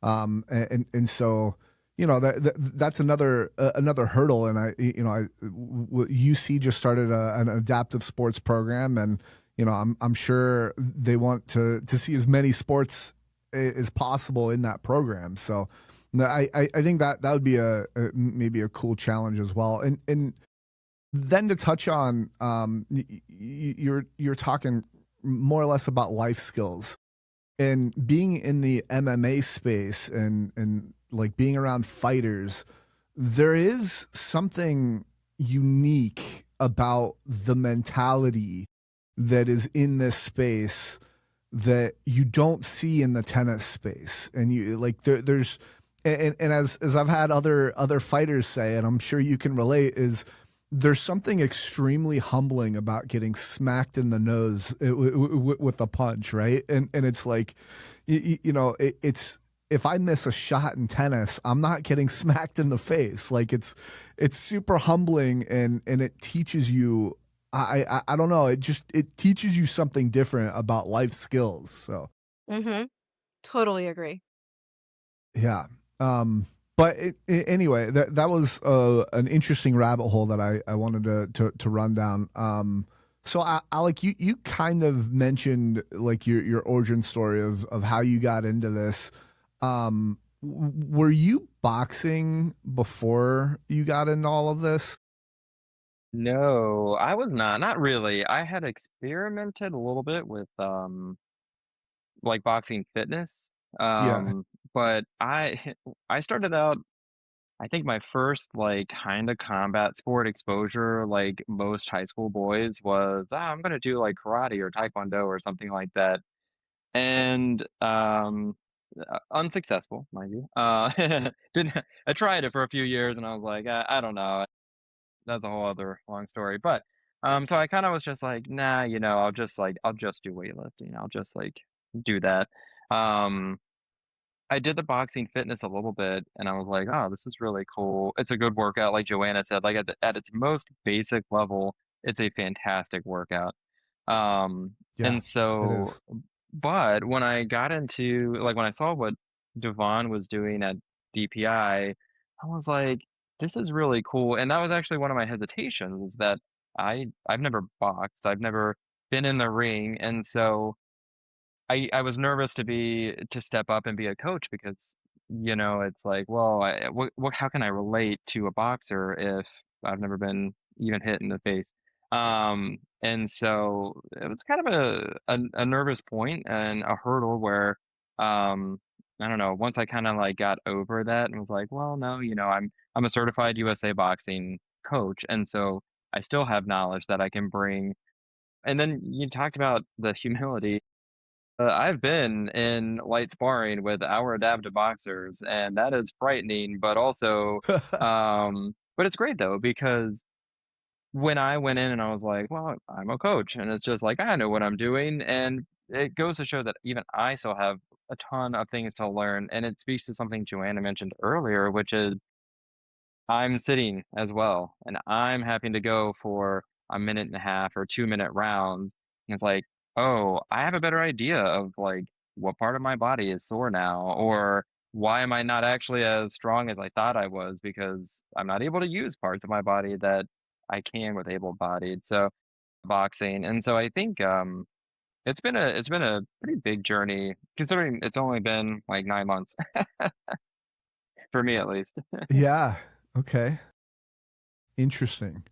Um, it, yeah. So what it sounds like something an able-bodied person would be surprised by. Like, let's say a professional able-bodied boxer getting in a chair and trying it. It sounds like, I mean, you use your legs a lot when you throw a punch and you twist and stuff like that. So it sounds like there's almost just a different technique involved there. Is that? Do you think that would be what they'd be surprised by most by getting in a chair? I would say so, at least from my perspective, I would say that plus how important it is for them to be defensive with like guarding their body and their head, and how it's going to be a little bit different because you can't just take a couple steps back, or you Yeah. can't just pivot and create a new angle. It's like you're locked in, so now you have to really be focused on how are you going to catch shots, and what are you going to do next. But Yeah. Joanna, I mean, I don't know, you've been in it. Yeah, I've been lucky and I've gotten coaches in front of me and other professional boxers in front of me. And I think one of the biggest things is definitely like, oh my goodness, getting that power from generated from my feet to my hips to that twist, right? Kind of like that whip that we talk about when we're throwing these punches are now limited just to your core, to your abdomen. And for them, they're like, when we fight, when these are amateur fighters that I've been against, like Alec was saying, they're able to create these different pivot points and angles that kind of lets them reset and think to what their next move is going to be. The way that we do adaptive boxing, there's no pivot. There's no creating an angle. You're in it. Yeah.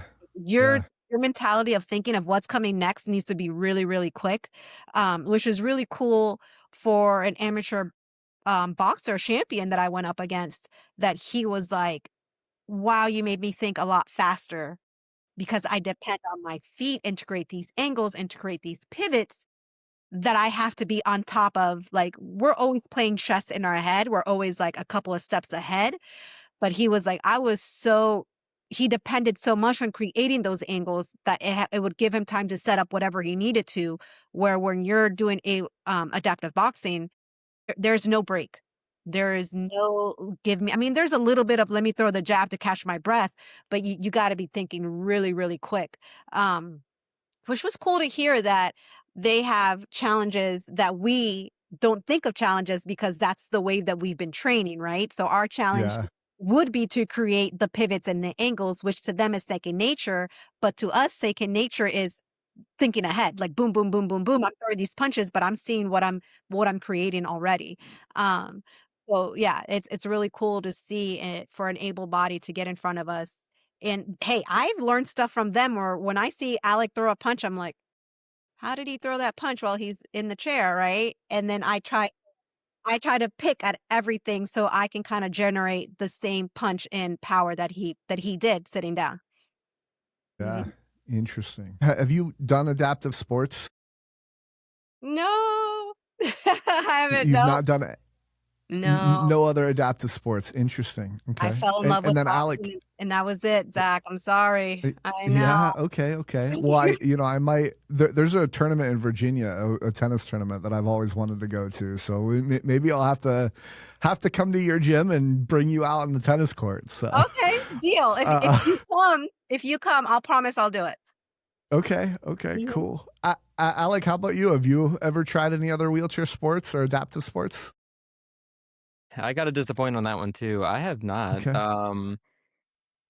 Just boxing and like general adaptive fitness. But yeah, no actual like not a specific sport. Okay.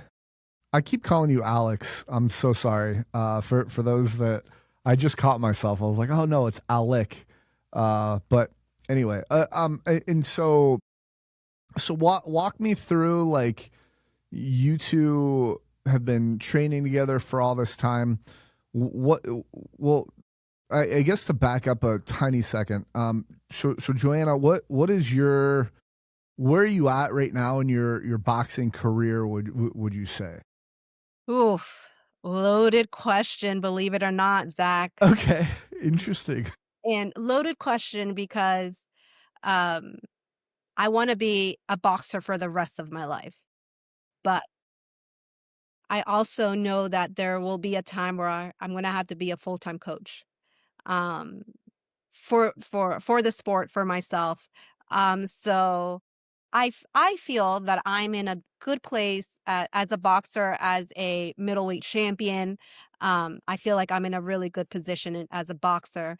But I think that my transition into a coach, it's in the near future. And I'm excited about it.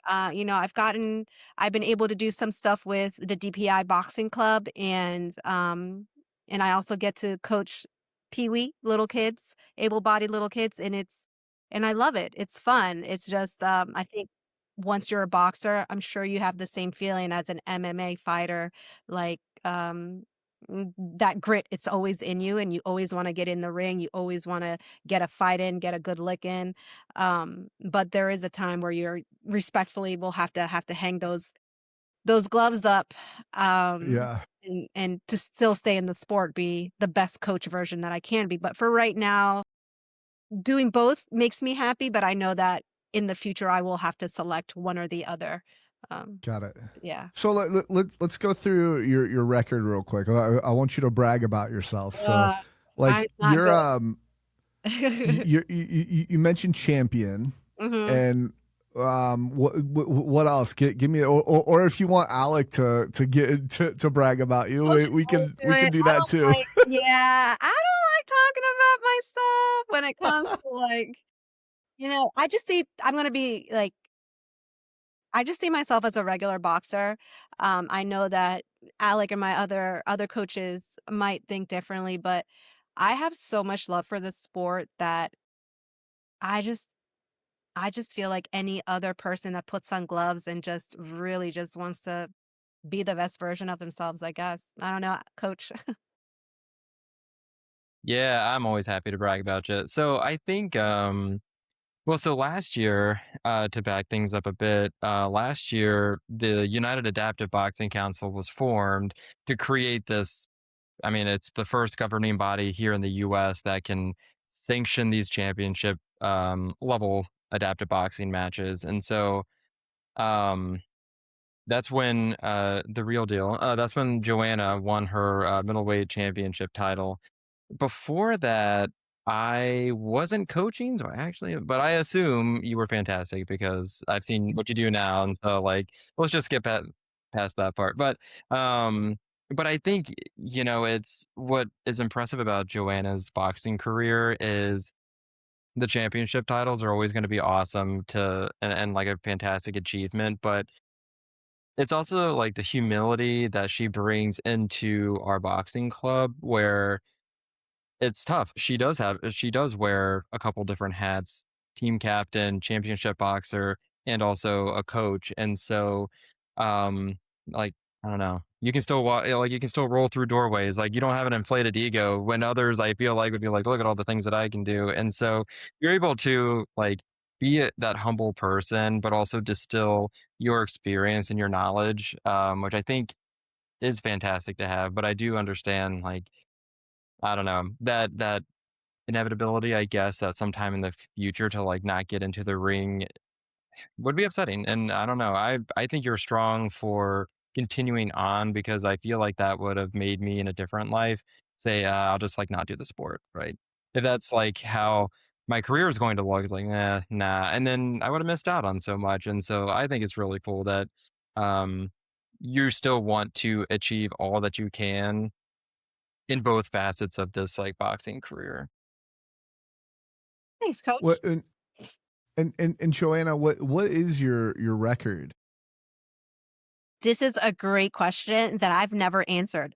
All my coaches have always answered this. I think I'm 3-1. Okay, 3 okay. and Okay. And how far, like, when was your first fight? First fight was 4 years ago. 4. Okay. Yeah. Okay. Interesting. So you've basically averaged one fight a year, it sounds like. Yes. Is that Yes. correct? Correct. Yeah. Last year was the first time we were able to do two fights in 1 year. Oh, okay. Cool. Yeah. And so, Alec, how many fights of Joanna's have you seen? Have you been a part of? I guess just 2. I guess it's just been 2 like official fights and then tons of sparring. Okay. Yeah. And you two together, how often do you train together? I would say at least once a week, like at least every Thursday, and it's more my fault than Joanna's. Yeah. But that's the cool thing about it, Zach. Like, Alec can see me once a week, and he would say, "You need to work on X, Y, and Z."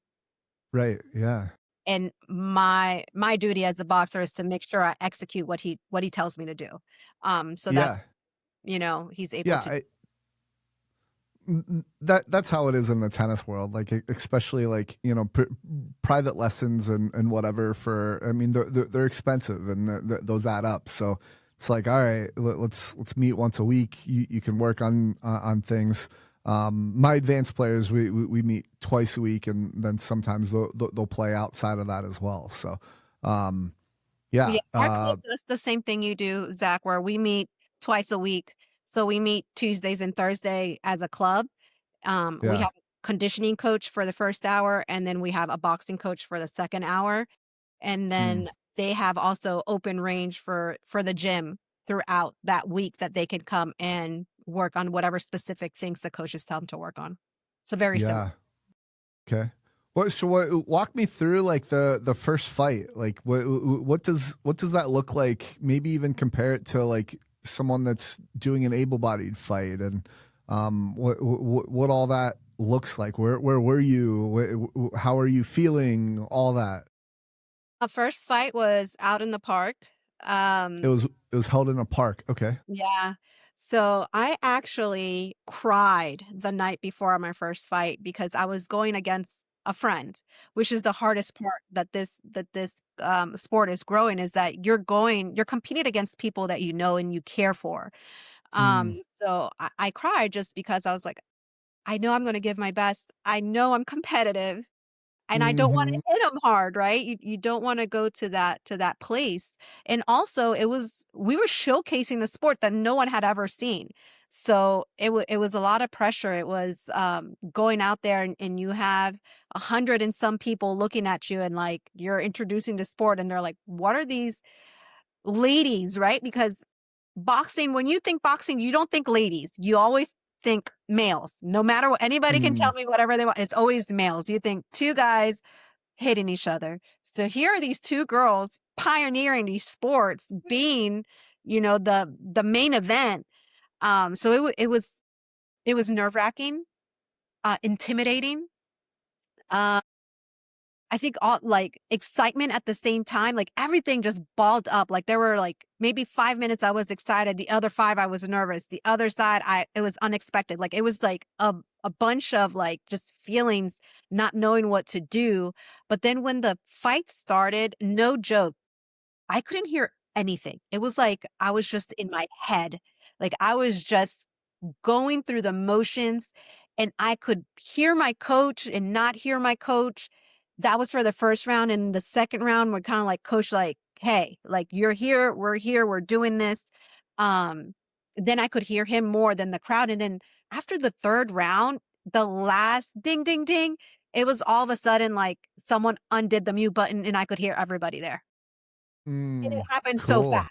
Like I was just like, wasn't I just in the back? Like how did those 10 minutes just go by me? And it literally just felt like I was just starting.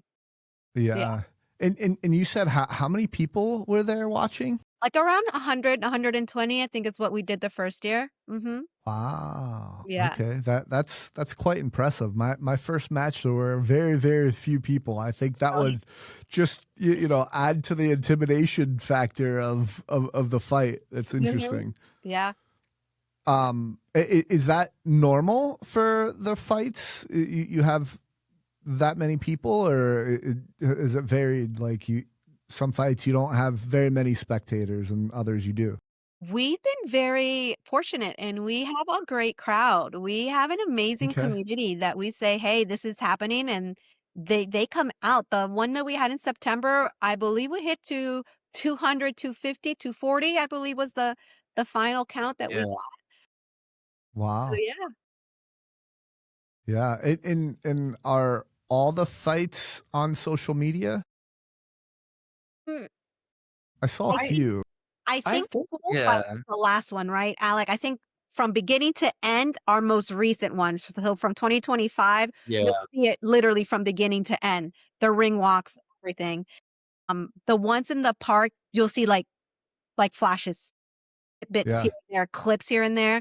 But the only from beginning to end would be the one that we did in September, and beginning to end, the international one we did in Spain is also from beginning to end.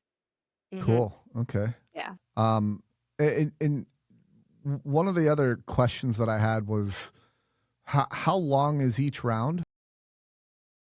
I believe it's 2 minutes. I get them backwards sometimes. When we went to Spain, they have different metrics, but yeah, 2 minutes. Okay. So Just it flies does by. vary. Yes, it does vary depending, going back to what Alec had said before with those 3 different divisions. Um, mhm. Yeah, it varies on there. The more experience you have, they'll let you in the ring a little bit longer. The less experience you have, you'll go down to a minute and 30 seconds, Yeah. minute and a half. Mhm. Okay. And so what does it take to actually let me go this direction. What was your what was your favorite fight and why, if you have one?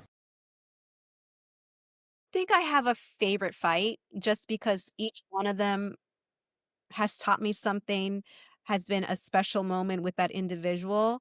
Um, Maybe I think the most like monument, not the fight itself, but the event itself, I think was the one in September where I got to see like all the coaches be involved.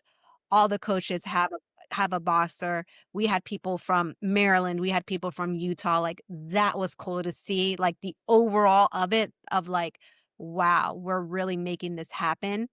I think it was last year. I think that was the most. Mhm. Interesting. Yeah. Okay. And then Alec, the fights that you were a part of, what's that like for you as seeing Joanna go into the ring and fight? Yeah, I mean, I always I try to joke with the boxers ahead of time, but sometimes I feel like I'm more nervous than they are because no one's looking at me, but the coaches have a pretty important role of either from the corner and during the fight, trying to, you know, hey, I'm seeing that you're doing this wrong, or the opponent might have like, some kind of a weak spot or a tell or something that you can take advantage of, and you're trying to like in real time give that feedback and give that feedback loud enough that you can kind of get through the blinders. Um, and then even that minute rest in between rounds, it's kind of the same. It's like, "Hey, this is what I just saw you doing," and trying to give constructive feedback is probably one of the most stressful parts of coaching, at least for me. Um, because you don't want to give it obviously, like, you don't want to give wrong feedback because if they go trying to, employ whatever you suggest the next round and then they get wiped out, it's like, did I just mess up your chance of, a championship belt Yeah. or something like that? And so it's a lot of nerves. It's exciting, but it's a lot of nerves. If and then just like needing to be ready to be there for your fighter if they don't win, right? Yeah. Uh, because they put everything into those matches, and I feel like a loss is going to just feel like that, a loss, and having to be like, but you still improved, right? Like you still did a lot of great work out there, and just because it wasn't a win doesn't mean it wasn't you at your best. You know what I mean? And so it might not seem like that at the time, though. Yeah. And so what does that like pre-fight what does that look like? Are you watching tape of this person that you're fighting, and are you training more, or like how does it change from like leading up to the fight? I suppose. Yeah, I mean, it's tough because I would say it's tough because because we're like working with such a small pool of fighters that a lot of times there is not footage of their other fights. Um, or it's old, or or it's just like one small video and it's like, all right, let me try it. Like we're trying to dissect it together to see what would their strategy be.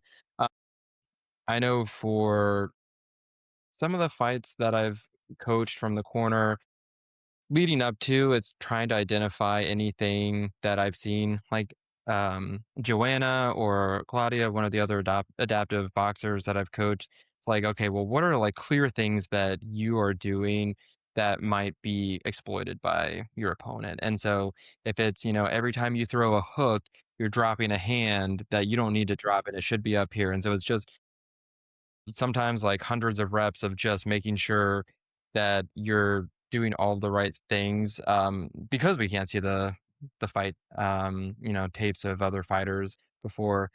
um and I think the other part would be just like general strategizing, looking at the adaptive boxer, and it's like, what's your strengths, what's your weakness, and trying to get, maybe like, I've heard some code phrases of like, all right, like when I say this, you need to do this combination or something, so that the opponent or the opponent's coach doesn't know what you guys are exactly planning. And so it's fun. It's kind of ties into that like pre-chess game almost. Interesting. Joanna, do you have anything to add to that? I think, um, like Alec was saying, it's hard to uh, study to study your opponent when there's not a lot of tape out there for them. At least for me, I always have fun with saying, for this bout, I want to throw, 100, 200 punches in that round, and I want 65% of them to be 100% effective. Or, I want to make sure that I'm not gassed out I'm going full force on first round, the second round, the third round. I still need to be strong like I was in the first round.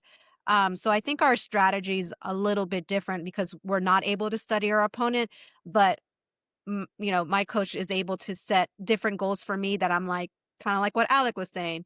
Okay, you didn't get that W, but did you hit the goals that we set for ourselves as a team for you to be an overall better boxer? And yeah, of course, a W, if you don't get a W, it always hurts, no matter Sure. what, right? It's always going to hurt. But it's also fun to go back and be like, but wow, I really was able to do X, Y, and Z regardless of the circumstances. I was still able to execute what we trained for that 3 months out. Yeah. Yeah. One of the things that you mentioned earlier was calling a fight if you see that the person is like hit the head too much, or just something like that. Have you been in a fight where it stops before the full time is run out? I have not. I have not. Okay. They're really good. So we do 8 counts. So if they see your head going back or going to the sides a little bit too strong, they will do an 8 count, and you're only allowed to have 3 of them throughout the entire fight. But it is up to the discretion of the coach and to the ref, regardless of the 8 counts, to stop a fight.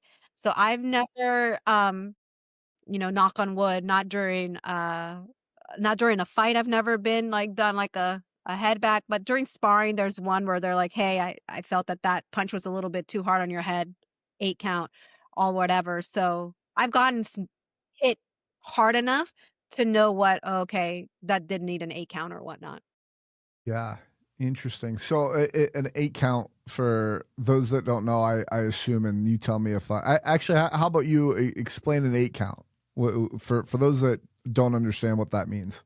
They stop the fight and they're kind of looking at whatever boxer got hit. It got the 8 count and they count 1, 2, up to 8, kind of looking to make sure the person's eyes are still where they need to be. They're not going to the side or rolling back a little bit. They're checking on their breathing, making sure they're breathing properly. Nothing else is going on. So the ref is really doing that 8 count, kind of making sure that that individual is still coherent. They're still where they need to be.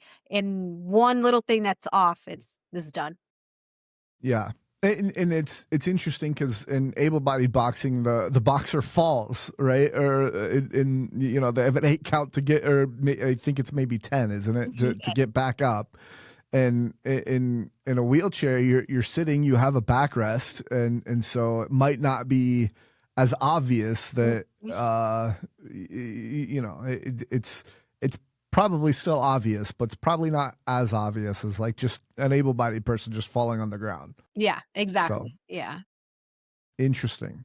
What do you have like a trademark that you are like known for?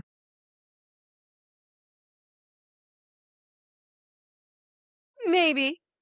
You don't want to reveal your secrets. I get it. Oh, no way.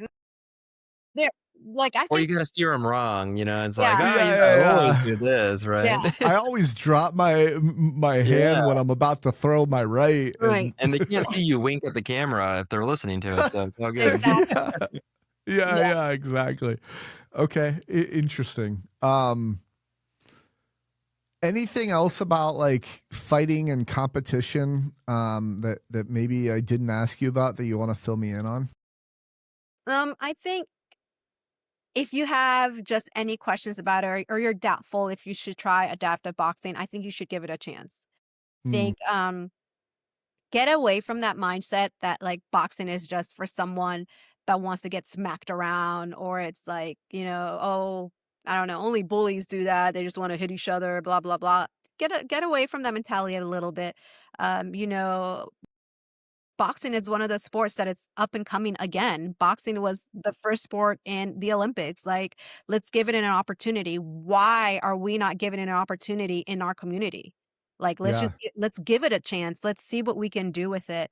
Yeah. There's every sport has always has its ups and downs. I'm sure someone said something negative about tennis, about basketball, about soccer, about swimming. Like, there's always someone that's going to naysay something about the sport. But I would say give it an opportunity. Feel comfortable to reach out to Alec, myself, to the UABC if you have any questions. The UABC was formed so we could connect you with someone within your own state, that we can say, hey, Zach, I found someone in your area, try out this gym. Here's the coach's information. Or maybe you have a coach and your coach is like, I just don't know where to start. We have coaches that can guide them to train you the way you need to get trained. So I think like, don't, only because boxing seems scary, like give it an opportunity. Don't, when you see us at fairs, don't roll by us. Like, give us a chance. Hit the mitts a little bit. See how empowering it is to put on gloves and hit a 1-2. It feels good. And it just started as a fitness, as a stress reliever. You never know. Maybe it could be your sport, but I just don't roll by my table anymore. Give me a chance. I think that's one of the biggest things that I would want people to know, especially the ladies too. Like, ladies, in the able-bodied world, female boxing is coming. It's up and coming and rising. Like, how cool could it be that we take the lead as females in adaptive boxing and say, we're going to be that for adaptive boxing and the males are going to follow us behind, whatever it is. But like, ladies, let's not be afraid. We don't have to always do dance or do all. I was a dancer and I love it. But listen, I also like to throw a punch. So like, let's not put ourselves in categories that we're not capable of being great boxers, because we are, but we're limit ourselves because we think boxing is a masculine sport when really it's not. It's for everybody. And I really would want people to take that away from this.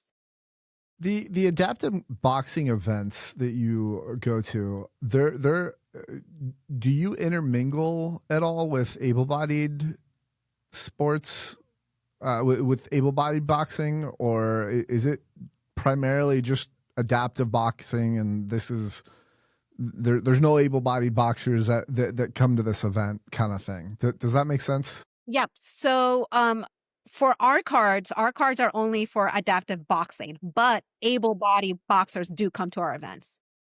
Okay, but Yeah. but do they, like, so in tennis, for example, a lot of times, like the U.S. Open, they have able-bodied and wheelchair players coming to the event together, or sometimes it's like right before or right after, and it's the same event. It's called the same event, and it's put on by the same people. It's just it's a more or less a collaboration of adaptive and able-bodied boxers that are at these events. Is that's more along the lines of what I'm asking? So, I mean, I guess when I went to the one in Manassas, there were both boxers, wheelchair boxers, and an adaptive, able body. So we were all there Okay. together. We were intermingling, but it's not common. It's not common. So Yeah. mhm. Right. Interesting. Okay. Yeah, it's definitely not common in like the tennis world, but it does exist. It's Mhm. kind of like you see a lot of them, like you know, with the Paralympics. It's a similar format of like it's able-bodied and then Paralympics kind of thing, and they're not quite intermingled, but they're going to the same event, let's say, you know. So, but anyway, random question: do you know who Chia Asbury is? No. She's a I want to say heavyweight boxer that I've had on my show, and I don't know. I think as we're talking, I ideas just pop up in my head, and so one of the reasons for the question of like, do you intermingle able-bodied and adaptive in your events? It's like Chia, from what I've gathered, she's in a weight class that there's very, very few people. Mhm. And so, like, I don't know, to attract more people, it seems like it would almost make sense to like do events that have able-bodied and adaptive players. So Yeah. I don't know, just You a better random make that thought. connection. You better tell her who I am. Be like, I taught you Yeah. a deal. You know what I Yeah, mean? exactly. Yeah, I'm happy to make that connection. I think that'd be cool. So,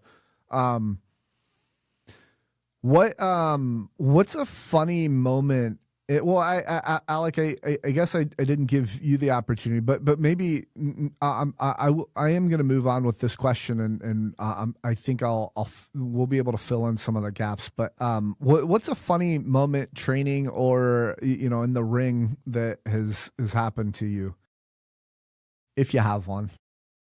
Yeah, well, at least for at least for me, my most favorite thing that I do sometimes that's embarrassing just for me is when we're doing like mitt work, and so I'm sitting across from the boxer and I've got the mitts on, and I'm like, all right, we're gonna do a 1-2-3 or a 1-3-4, and the boxer's like, all right, coach, let's do it, and then I basically just like space out, and I'm like, what did I just tell them? But I'm not brave enough to just be like, "Hey, let's reset," and what? And I'm always like, "Yeah, okay." And then I'm like moving them in the wrong place, and they're just like trying not to hit me because they're Yeah, listening, and I didn't pay attention to myself. And I'm like, one of yeah, these days, like one of these right, days, I'm gonna get knocked, and I deserve it.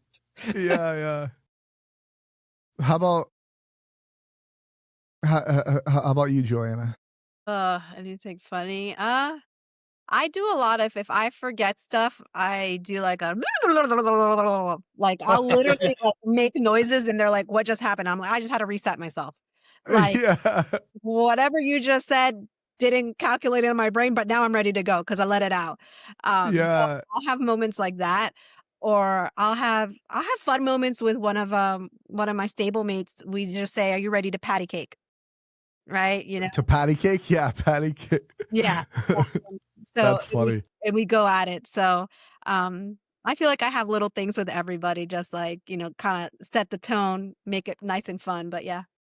Yeah. So one of my motivations for getting into MMA was just kind of like a self-defense thing.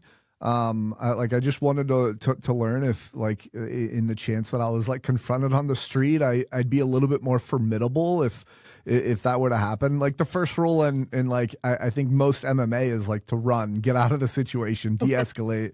If you can't run, and then if you need to block and like make the incapacitate the person in some way to make it so that they'll stop trying to come at you.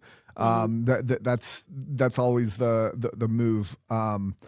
But so one of my questions is when you hold mitts, I've wanted, like, I train with one other guy in a wheelchair, but everybody else is able-bodied. And so a lot of times they'll jump in a chair and hold mitts for me, right? But I've also wanted them to be standing up and holding mitts, because for me, if I'm in a real life situation, the chance of somebody else being at my level is probably non-existent. So I've wanted to train where I'm like punching up, right? Do you train like that at all? Like, does anybody stand up and hold mitts for you, or is it mostly just in a chair? So keep in mind, I'm very short. So Yeah, I was sure. short to begin with, shorter in the wheelchair. So I think they do go a little bit higher for me, just because I always project higher punches because of my stature. Yeah. But for overall, Coach Alec, correct me if I'm wrong, we do more sitting. We kind of portray more sparring, more real life boxing, not real life like defensive. We don't do that. If we do any punches up top, it would be to strengthen our shoulders, just for cardio stuff. For strengthening, nothing. Yeah. Besides that, I might be coach. I don't know if. No, I think that's spot on, and I think it's like, yeah, I think for us, it's as a club, we're training like we're gonna compete. Yeah. Um, but I mean, we've outside of the club, I've seen some of the like boxing fitness classes that other coaches have led. Sometimes they're sitting, sometimes they're not. Um, but that does actually bring up a pretty interesting thought that I hadn't actually thought of, like, because when I think from a coaching standpoint, I'm like, well, I want to be down at your level because that's how you would throw a punch in a competition. But that's really cool though, of an idea for just a general self defense class, or the goal of statistically speaking, yeah, it's probably going to be an able bodied person that's going to be like, I don't know, trying to do harm or something. Yeah, huh. I don't know. Yeah. It's a good question. Yeah. Okay. Well, yeah, I was just a random like how do you train kind of question, and just kind of comparing those two. How many boxers currently belong to your organization, gym? We have 10. Okay, and they're all adaptive, right? Are there able-bodied boxers too? No, they're all adaptive. We have one Okay. person that's standing. He's a stroke survivor, but he uses a wheelchair. So Okay. Is there, like, so in tennis there's pair standing tennis where if you can use your a prosthetic to do tennis and stand. Is that it? Does that exist in the boxing world at this point? Yeah, I actually was just reading about, I think it took place in the Ukraine, but two adaptive boxers did para standing from what it looked like. I think they were both below the knee amputees, if I remember correctly. I don't know Okay. about the US, Joanna, if you know. um USA Boxing, they have, so their adaptive boxing is amputee. Mm, Yeah, okay. so they do. USA Boxing does have it. Not sure how much it's progressed, but it is something that they're working on. Mm. Yeah, and, another thought is like in volleyball, for example, you're out of your wheelchair, you're sitting on the ground, and I wonder, I would assume that doesn't exist, right? Mm-mm. Where you're Mm-mm. sitting Yeah, on the ground. Yeah, I feel like that one would be tough for the balance, for the trunk Yeah, control, and yeah, if you do take a pretty hard hit, it's like you're just more likely to just go back, and then I don't know. Yeah. yeah, interesting. Okay, well, let's talk a little bit more about like building adaptive boxing. How long has it been around? Do you know? Do you know the answer to that? I'm not certain like for overall how long, but I know for us for in Virginia, us starting it, um, I would say roughly 5 years that we've gone ho, like set rules and all that fun jazz. Um, Sorry, you cut out. What was the time?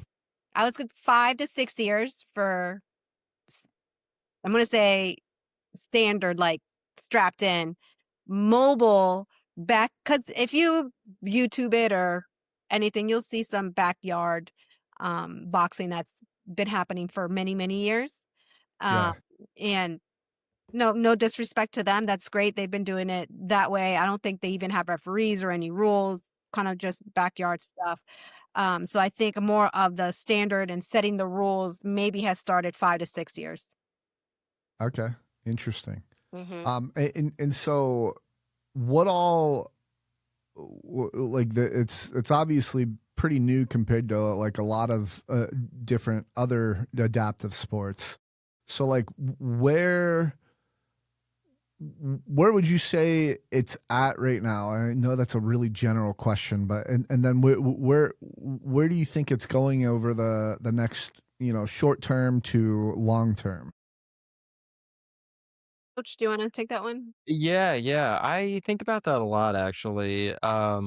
And I feel like and I'm like trying to call on my economics degree from like a decade ago to help. But like I kind of equate it to like we just released this product that is adaptive boxing and we're definitely in that like early adoption phase, I think, of our life where we have like our club who I think we're like in on the ground floor helping us test and helping us, like, set those standards, and then now there's, like, pockets of the at least in the US, like, pockets of other states where they're catching wind of it, and they're like, "Okay, how is this legit?" "How can I find a coach, and how can I get involved?" And I don't I always do wonder, like, how long will it be before we're kinda at the top of that bell curve where it's like, "Okay, and now we're full steam ahead." I know we have kind of on a roadmap, like, the goals that we have in mind, but I wonder about how long, optimistically tomorrow? Mm-hmm. Okay. If how many different cities are doing this right now in the U.S.? Do you know? New York for sure does it. Um, Utah, we have a fighter there. I'm gonna say maybe a handful of cities. Yeah, like 5 to 10 on a good day, I think, yeah. Okay. Interesting. And I think Yeah. what's oh, God. No, yeah, no, I think you what's go, hard please. what's hard is that, even with it being, let's say, 5 to 10 cities, it could still be 1 boxer for that Mm, city. It's, um which is still, like, progress. Like, I think that's still fantastic progress from where we were a year or 2 ago, um, but I think there's a lot of room for it to grow, obviously, because I mean, if we that's 1 boxer, 1 coach that, maybe reach out to us or vice versa, but I mean, if we think about how many able-bodied boxing gyms there are in every major city in the US, it's like, well, there's gotta be um, that adaptive community there who's ready, maybe interested to get into boxing. So, like, there's really big growth potential. yeah. Yeah. Interesting. Um, if someone in a wheelchair wants to start boxing, what would you suggest they do? And let's say they're not in an area where it's already established, like you all. I would Hmm. say they need to go to the UABC, a website, um, give us their information, and let's say that they are in Arizona. We can Mm-hmm. say, "Hey, Joanna, I see you're in Arizona. Can you give us more of information where in Arizona you are at? Let's work together to find either a gym that does boxing or a boxing gym. And let's see if we can find a person that would be interested in doing adaptive boxing with you. We'll make that connection with that gym, and then the coaches would talk with coach to coach to see to get them up to par to what we could get them to where they need to be, and then make that connection with boxer and coach. But the UABC, that's why it was created, kind of be like that middle person in the beginning, because they're not located everywhere. But that way, one, the UABC knows that, oh, there is a person in Arizona. Two, now we need to work hard to find a coach in Arizona for that person. And then in the future, if someone else from Arizona says, "Hey, I live in Arizona," I can say, "Oh, there's Joanna as well. She's with this coach. Let's go from there." So I think the first step for them would be the UABC, in hopes that we can find a club near them that they can kind of introduce adaptive boxing to. Mm-hmm. Yeah, and I do want to throw out, like, if someone's listening that's already like an able-bodied boxing instructor, I'm sure they could take the same route to reach out to you all to see if they can get something started in their city. What would you say is like the translatability from like an able-bodied boxer to like an able-bodied boxing coach to an adaptive boxing coach? In terms of like, are we speaking the same language? Yeah. Well, Yeah. like in tennis, I think one of the most critical things for an able-bodied coach to learn is the mobility, because you can't step side to side, right? The strokes are pretty much the same. Like there's one stroke that's maybe specific to wheelchair sports, but like, the serves very similar, the forehand's very similar. Like so a lot of things are similar. And so an able-bodied coach theoretically could coach somebody in a wheelchair. They would just need to learn the fundamentals of how to move their wheelchair in wheelchair tennis. And so I'm wondering about those kinds of like translations for like an able-bodied coach who's maybe hearing you all and kind of interested in like, hey, maybe we have something here that we could do. I think it's 100% translatable, and I think it comes down to something we've touched on at like at the start of this podcast, is that like if you are just open to a couple things, like open to being like getting in a chair and kind of seeing if you've identified, somebody who wants to do adaptive boxing, and like get in a chair alongside them and kind of like figure out that piece yourself so you can understand like, okay, this is what I want to tell you to do and how to do it. But actually, oh, I see now that when I throw a hook, this is how it might feel for you, and kind of have that open conversation. Because Joanna and I mean, we were just talking about something like that yesterday with getting feedback from an able bodied coach on maybe the right way to do an uppercut. So I think the translatability is there. It's just needing to be comfortable having those conversations, which I said at the start of this is like something that I'm constantly working on, being comfortable with, hey, I want you to try this. And then, the adaptive boxer also has to have that open line of communication to say, I don't know if this is really feeling right, and then kind of adapt from there. Yeah, talk to me about the like sponsorships and all that. Like, does that exist right now? And Um, Well, I feel like everybody probably says, like, not as much as they want there to be, of course. It's something that we're definitely trying to expand on. I think, Joanna, correct me if I'm wrong, we're starting more at like the local level. That's where we have, I think, the biggest like touch point with the community. Like the city government recognizes adaptive boxing and recognizes what the club is doing at the county level, kind of the same. And so we're kind of trying to start at that more local level. Mm, Some of the, like, I would say national level sponsorships, you're going up against a lot of other, even at just the para level, or adaptive level, you're going up against a lot of other larger adaptive sports that just have a larger fan base, more participants. And so it's kind of like what you mentioned when you want to try to find a wheelchair company that might want to build those platforms for us. It's tough when we are like, well, we can get 300 people to show up to an event. That's really great for adaptive boxing. But if I'm a national brand, it's like, well, even a friend of mine was talking about pillow fighting. Like it's somehow become like this pseudo official sport, and they're getting like I'm blanking on the name, but they're getting like massive sponsorships from like athletic brands. And in my mind, I'm like insanely jealous because I'm like, but adaptive boxing is like legit, not literal pillow fighting. I had to take a step back. I had to like go on a walk and and figure that out. Right. Right.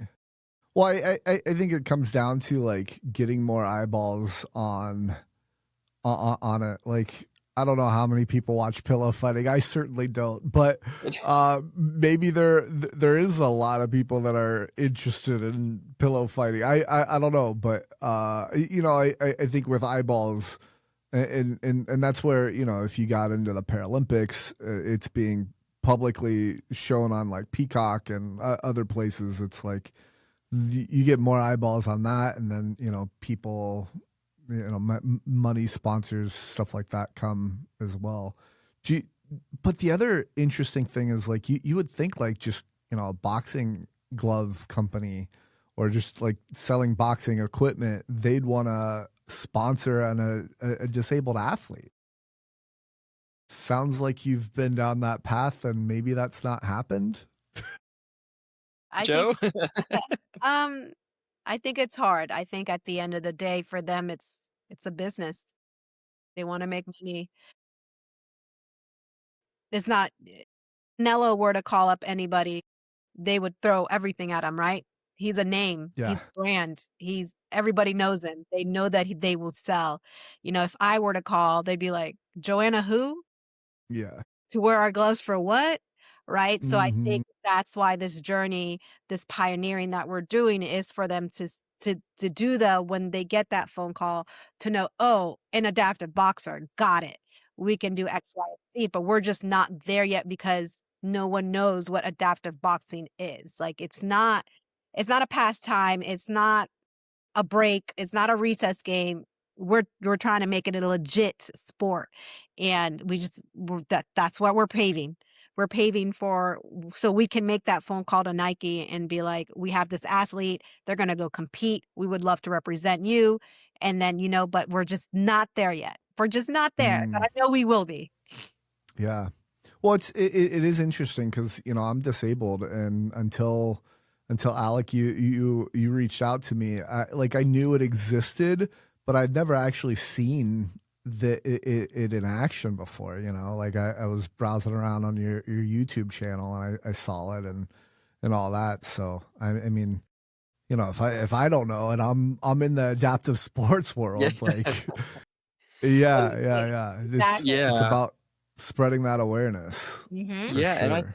I think you'd be surprised, and I'm constantly surprised at how many people in the adaptive sports community um and have not heard of adaptive boxing before. And maybe it's because they didn't really care for adaptive or able body boxing to begin with, and so like why kind of go down that rabbit hole to see what's around. But I think the light at the end of the tunnel for me has been anytime we do get out in front of even if it's a local news or a business or whoever the entity is, once they're like, wait, what's adaptive boxing? And then they watch some fights and they watch us train, it all connects for them. And they're like, oh, this is fantastic. We're so glad that, like this is getting offered up to the community. It's just getting the eyeballs on it. And it's just like getting those connections going and making people want to know more about the sport. Yeah, yeah, interesting. Let's talk a little bit more about Paralympics. Why isn't adaptive boxing in the Paralympics currently? Not enough countries doing it. Just Ah, not enough countries doing it. We got to get more countries doing it. We got to get more eyeballs on it. Like I said, Europe is definitely a couple of years ahead of us. But I believe you need 18 or 13 countries to be able to do a sport. Across, I think, oh, like 3 continents, like, Yeah. oh, it's really there's some yeah, it's really specific. hmm Yeah. interesting. So I think I think not only is it because we don't have eyeballs, but also just we don't have it around the world just yet. hmm Yeah. Yeah, interesting. Okay, so it's prevalent in Europe and it's growing in the the US. hmm What about other continents? How's it going there? I Yeah, I see mean I would see it growing in South America, to be honest, just because Spain has grown it so much that I feel like that that barrier is similar. So I think that could translate really easily into South America. Um, Yeah, it- the one I haven't heard at all is Asia. So I'm sure that they have something going on over there. We just haven't tapped into it just yet. yeah, yeah, interesting. I've definitely been doing some research because agreed, things that I've read say that, like, South Korea and Japan are very, very, I guess, like, progressive might be the right word for, um, how many resources there are for adaptive sports. I struggle to find a similar gym or club to ours that is solely adaptive boxing. There's a lot I've seen little, maybe it's like a social media post from 3 years ago where it's a boxing gym that had an adaptive boxer come by once, and I don't know if that relationship's still there, and so, um, yeah, it's just, like, gotta find those touch points for real. Mhm. Yeah, interesting. And what I mean, having 10 people training with you all for the average listener probably doesn't seem like a lot, but for a wheelchair for an adaptive sports program in general, that's a pretty good size. So my question is, where do you stack up compared to like other adaptive boxing organizations? I don't know if that's the right word. Clubs, whatever. I think you understand locations. Maybe I don't know.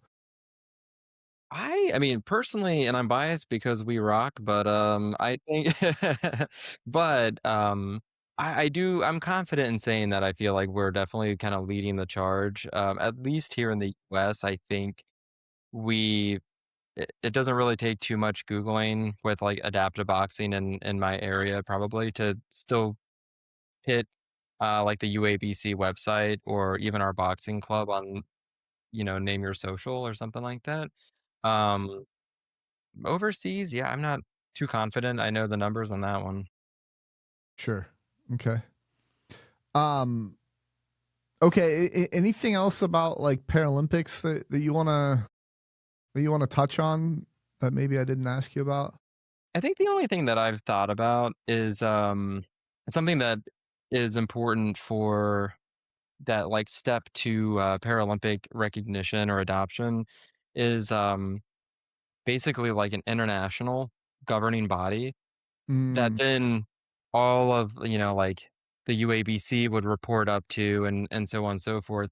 I wonder about how it's already been kind of a challenge to find other clubs or find other adaptive boxers overseas. And so I wonder about what that's going to look like for who's who is going to step up and like create that international governing body that can somehow manage to wrangle all of these other clubs and all of these other groups to follow one uniform standard, because that'll be the other tricky part is let's say we prefer locked in boxing versus the mobile adaptive boxing. And, if other groups only prefer that, it's like, okay, well, how do we find a common ground and a compromise so we can all get to this Paralympic status? But I don't know. I wonder about that sometimes. Yeah.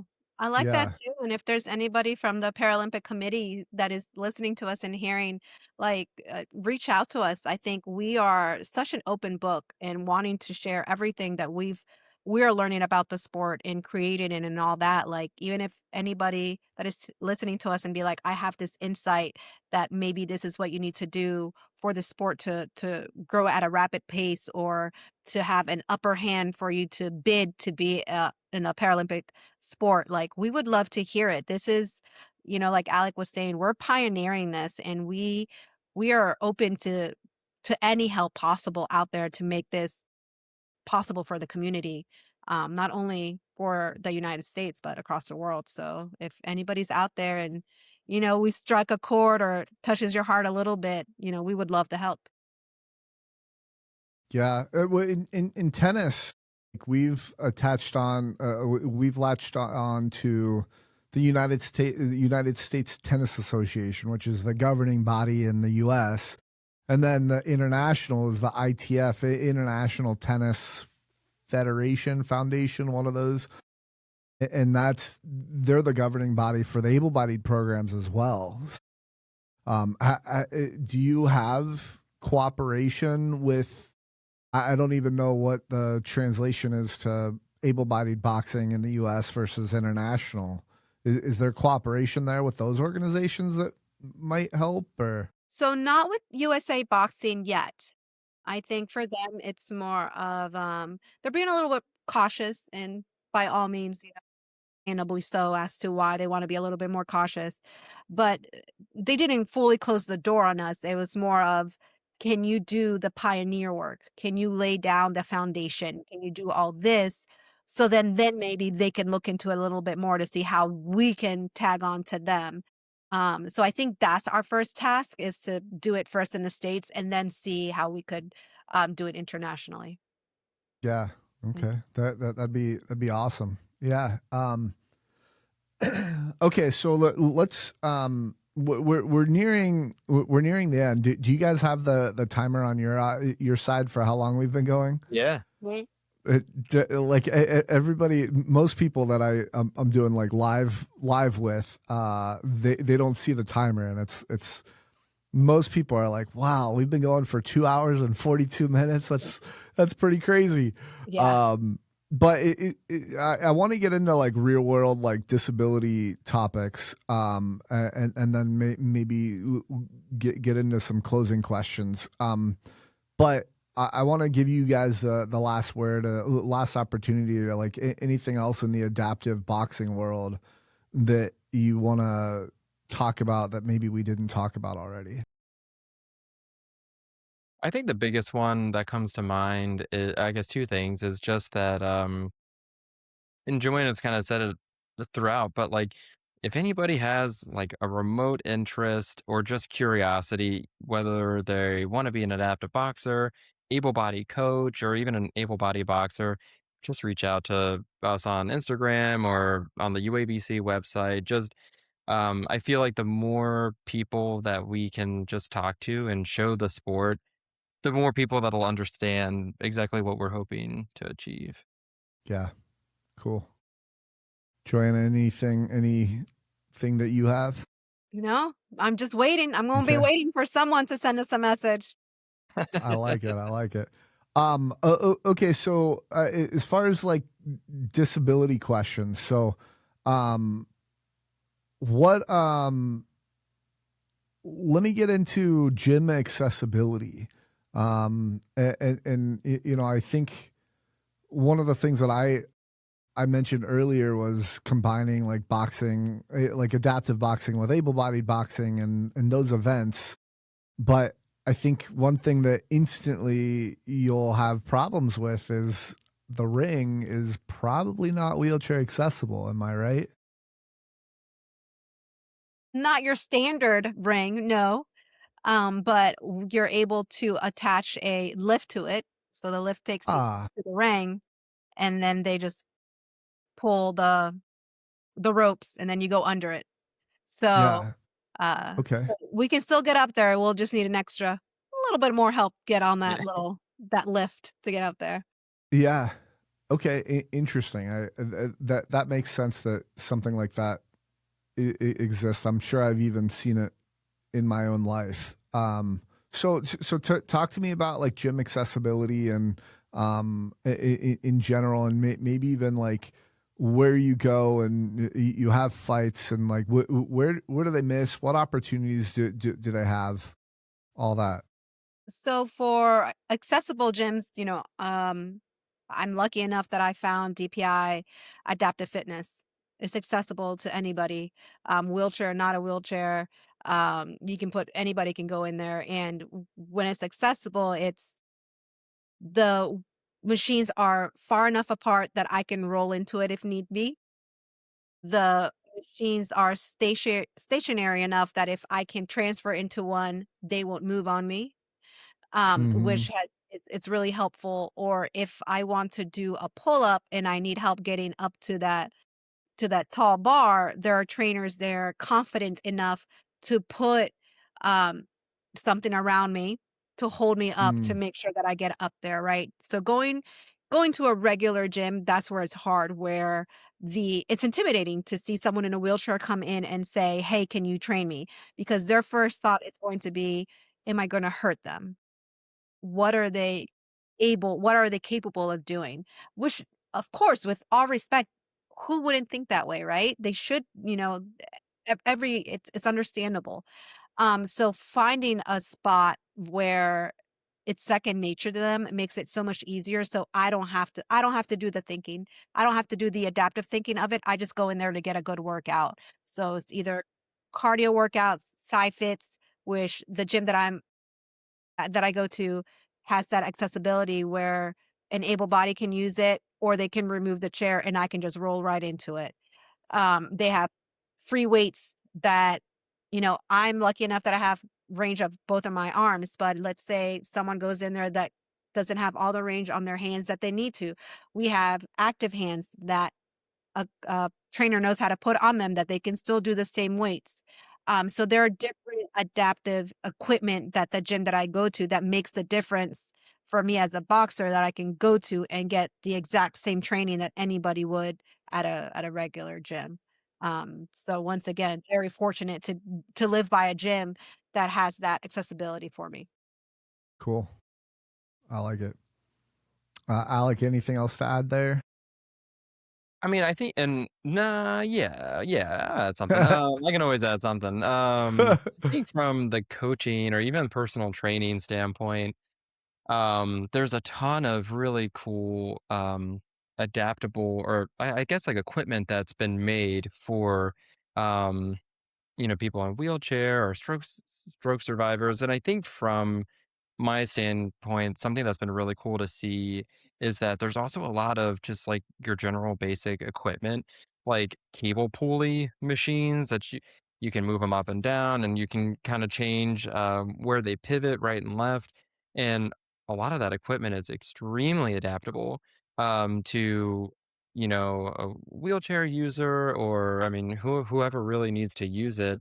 Um, but at least even from a personal training standpoint, it's like just got to have that curiosity and the like confidence that if you just go up to whoever's trying to use that equipment and be like, "Do you need help?" Or like, "What are you trying to do?" That's always my go-to. It's like, "Well, what are you trying to do today?" "Well, I want to work this." "Oh, okay." And then I can start like adjusting equipment and brainstorming with them. And so it's just that curiosity to meet somebody halfway, I think, is already is like going above and beyond.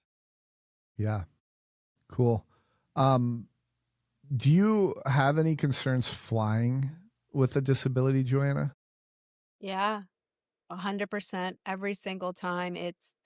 Um It's everything gonna make it to where I'm going? Is my wheelchair going to be okay? Are they gonna throw it? Are they gonna break it? Am I like I can never be excited about anywhere I'm going because I don't know. The unknowns are so scary. The are people upset at me because I have to wait for an aisle share? It's taking that much longer that they have to board on, board off. They're waiting. We got to wait for the girl in the wheelchair or whatever it is. And I'm sure people don't think that, but in my head, that's like what's going around, right? Um, if I travel solo and I don't have someone else with me, like I have to depend on, hey, can you put this up top for me? Or I can't put that on top for you. It's too heavy. I'm not allowed to lift over my head, which happens a lot. A lot of attendants, they say that to you. They're like, "Oh, I'm sorry, we're not allowed to lift your luggage." And then you're like, Oh, how are we gonna do this?" Right? Um, wow. so it's nerve-wracking. For me, it's still nerve-wracking. I have someone that they're so used to traveling that they're like, "Oh yeah, I just get on there and it's whatever." But I depend on my wheelchair a lot. Like I don't have a second share, and by all means, I don't have the money to just say like, "Oh, you ruined this one. I'm just going to order another one." I don't have those. I just don't have that. Um, so traveling is very intimidating. It's not exciting maybe till I'm there. So let's say I'm going for like a week vacation. I'm stressing the entire time I'm there, making sure I have everything I need as a disabled person because we need like 2 more luggages full of everything else besides our clothes. But then I get there and then I'm like, is my room going to be accessible? Did they really listen to me? And my room's going to be accessible? And what does accessible mean to them that means to me? Because Yeah. if you give me an accessible room with a roll-in, let's say a roll-in shower, right? But there's no chair in there or there's no stool for me to sit on, like, how am I supposed to I can't shower in my day chair. You know what I mean? So, like all that, like all those nerves. So I probably enjoy my vacation 3 to 4 days, and of the rest of that is chaos and stress because I'm like, "Oh my goodness, what's gonna happen?" You know? Yeah, Transportation.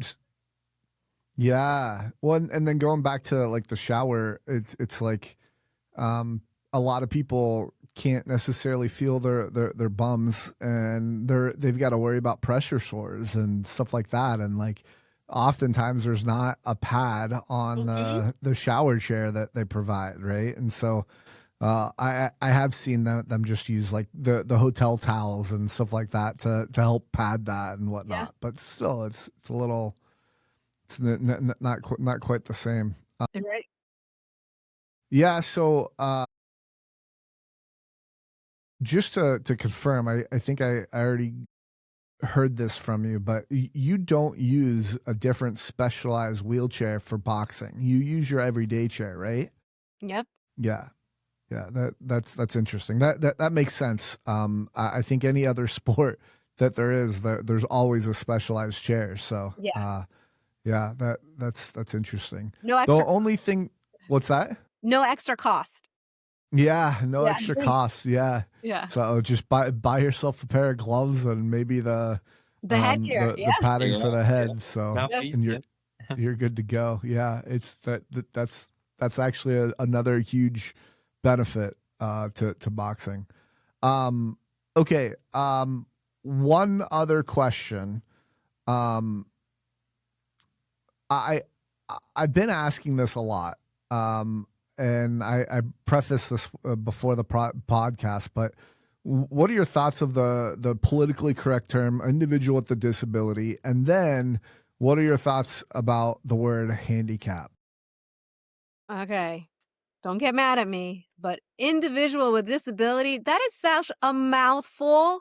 Like that's a lot. That's respectfully, Yeah. that's a lot for me to like try to remember, to be, I guess politically correct or whatnot.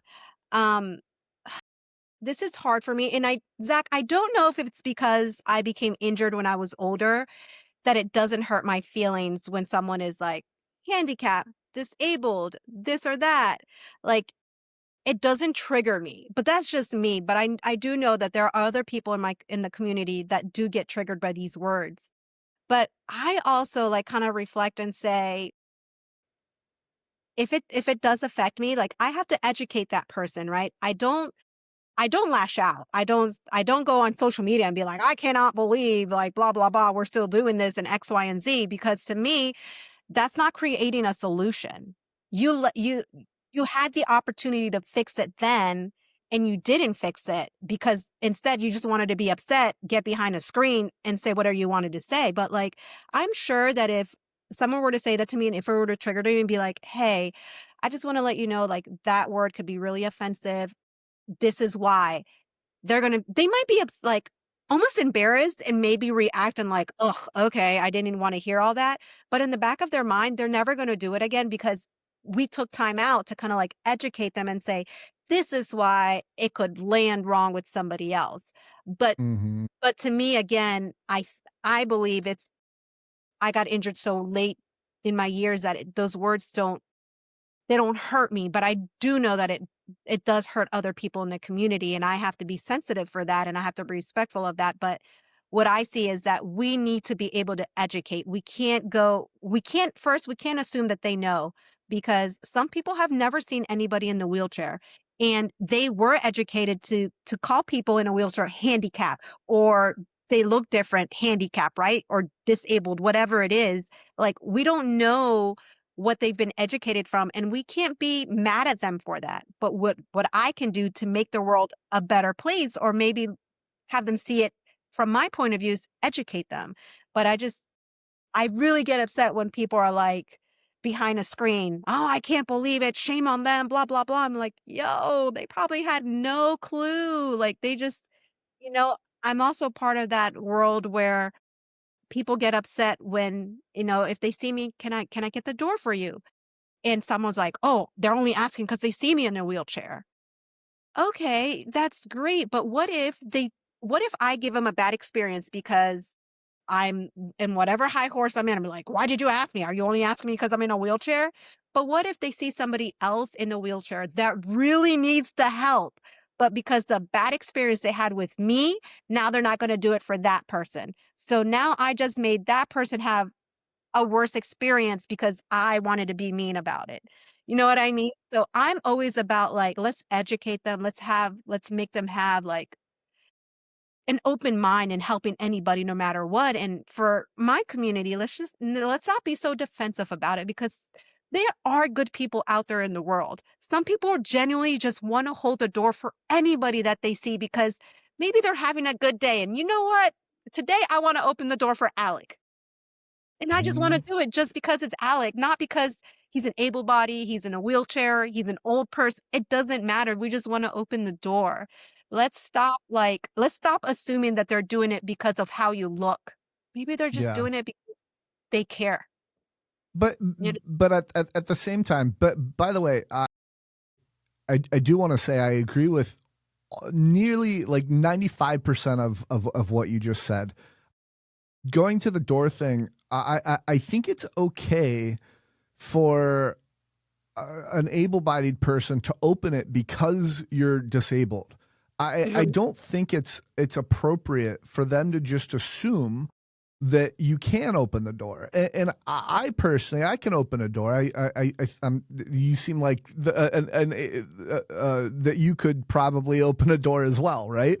And so for those people who can't, like, they just see a dude or a girl in a wheelchair, and like, they don't know anything else. So I would almost rather that person assume, yeah, maybe they can't, and let me ask and see if they do need help, and so that way, they are helping everybody, and I don't think it's fair for me to be able to get mad at somebody because they think that I can't do it, Right. because again, like, everybody that's using a manual wheelchair nearly looks the same. Like, I think you and I might be able to identify a quadriplegic who has maybe low functioning hands or something like that. And Alec, maybe you can too, but like, the average everyday person isn't able to do that. Right. And Exactly. so, let me go back and say where I disagree with you on is, you said that we need to be sensitive to the people who do not like those words, who are in wheelchairs. My thought with that, and maybe this is too heartless and insensitive, but you can tell me, is I think instead of us being word police, those people who are getting offended by those words need to look internally and figure out why somebody who is using, why they're offended by somebody else using those words. Like, if somebody called me a cripple on the street, I would probably just start cracking up. Yes, it's an offensive word according to society, but like, I don't know this person. Now it'd be different if like a doctor was like, yeah, this cripple here that I'm helping out. I'd be like, whoa, come on, dude. Like, so there is a time and a place where maybe that's not as appropriate and I might not laugh, but at the same time, it's like, I think people are just too sensitive in all this. And kind of what you alluded to is like, you didn't allude to this necessarily, but words, people keep changing these words and saying like, oh, like we got to change it to individual with a disability because we got to put the individual first and like blah, blah, blah, blah, blah. And it's like, you know, if I'm an able-bodied person who's not in that world, I'm not even going to maybe even talk to a disabled person because I might step on a landmine that I'm not aware of. Yeah. Because I do know these words are ever changing. And then, you know, one of the reasons why they change is because they want to change the stereotype that's attached to the word. And I think instead of changing the word, maybe let's try to change the stereotype. And that's one of the reasons why I'm having this podcast, is to show like you and other disabled people are living a great, like relatively normal life, you know? So I don't know. Alec, I know you've been quiet and you are able-bodied, and I don't know about you, Joanna, but I give you permission to weigh in as a disabled person. Like I really, you've been in the world, so. That's what I'm saying. I think it's great that to have conversations like this with an able body, because he's going to be like, y'all, like, I didn't know there were 5 different words. Like, what are you guys talking about? I thought there was one word, right? So I think it's great to have these conversations. So like, I can go back to my community and be like, hey, but yeah, Alec, what are your thoughts? Yeah, I was definitely not sweating over here. I think, yeah. Go ahead.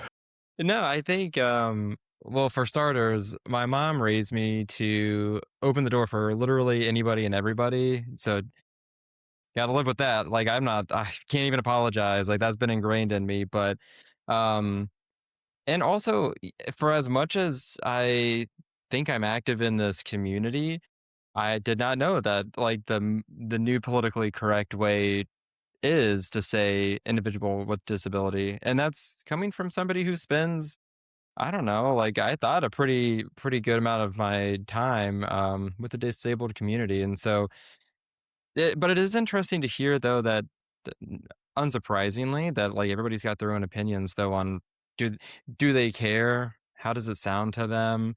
Um and I think I had just come from the standpoint, I think Zach, like you mentioned, of I just want to like, or I just want to say and like refer to everybody the way they want to be referred to. So just tell me, please. And it is hard because I didn't know that there's like different ways to refer to people. It also changes. I don't know where to go to find that information. Is Google Yeah. even a reliable source? I'm probably gonna say no. Yeah, probably not. I mean, I don't know. I think Yeah, Zach, yeah. call us whatever you want to call us. We're okay with it. But Yeah. yeah, And you know, Alec, just real quick, the fact that you've been in the adaptive disability world and you didn't know that, I imagine that speaks to how few people actually care. And it's only a certain number of people who are raising these alarm bells of saying like, don't say handicap, only say individual with disability and blah, blah, blah, blah, blah. So I don't know. I could be wrong. There's no data behind what I just said, but even as I was saying it, I was like, does this make me look like a terrible person who's active in the community? Because yes, clearly no. I don't care. But I think what it comes down to for me now is just like, well, like that's Joanna. Well, that's Zach. That's whomever. It's like I don't. You start to. I think maybe it's a part of getting away from the stereotype, but you don't like. I don't really think about the wheelchair aspect or whatever. It's just like, well, that's Joanna, and like you Yeah. learn about that person, and you just like I think I'll always, from the able body standpoint, I don't personally think that there should be something so wrong about, hey, do you need help with this? If you catch somebody on a bad day, I mean, that's fair. People don't open the door for me, and I'm like, what a jerk. because I was raised to open the door for everybody. So I'm like, wow, you Yeah. just like you saw me coming. But I Yeah. mean, they're in their own world. Like I don't know. We've all been there. I think where it's just like it's me, me, me today, and I just do not want to deal. So that's a tough one. I don't know. Yeah. I I think one of the interesting things about opening doors, I love opening doors for able-bodied people because it just creates an awkward situation. Like they don't know what to do. Like it's Do they like, try to take it back from you? Like, no, oh no, yeah, no. oh yeah, or sometimes they'll stand with their back face on the door, and like their toes, their feet stick out too far, and that you can't get through the door because of that, or they'll give you like the armpit, or I don't know, like a bunch of different things, and some people like will just refuse. If you hold the door open, if I hold the door open for them, they refuse to go through that door, and it's like, bro, like just go. You've made Please. this weird, right? Like, Yeah. And I think that's, I feel like I'm doing my part in like just making somebody think about that whole scenario and like what their perceptions are of disabled people. If, instead of just going through life, I'm like holding the door open and they're like, wait, what is going on here? Which is, interesting. So, all right. I also feel like it'd be great to just be on the other side of that, to just be like, oh, cool, okay, and then just like go, and then maybe Yeah. later I'd be like, oh, like I would have, like that could have been weird, that could have been awkward, but like, all right, rock on, like, thanks, Yeah. thanks. I don't know. Yeah. Yeah. I think most people in the adaptive world who are able-bodied kind of have that similar mindset of like, yeah, okay, cool, let's do that. Well, this is happening, just normal thing. Yeah, don't be So, weird. yeah. Okay, we're a little bit over the 3 hour mark, so I want to just close with some closing questions. Real quick, what's next for you? Said you have a fight in September, Joanna? I hope to have a fight in September. Yeah, our event is for sure going to be September 12th. Okay. Yeah. Okay, and you may or may not have a fight depending on if you have a. Okay. Yeah. Okay. So if anybody comes out from listening to your podcast and they're like, I want to go against her, let's do it. Awesome. And do you have any other fighters that are looking for fights as well?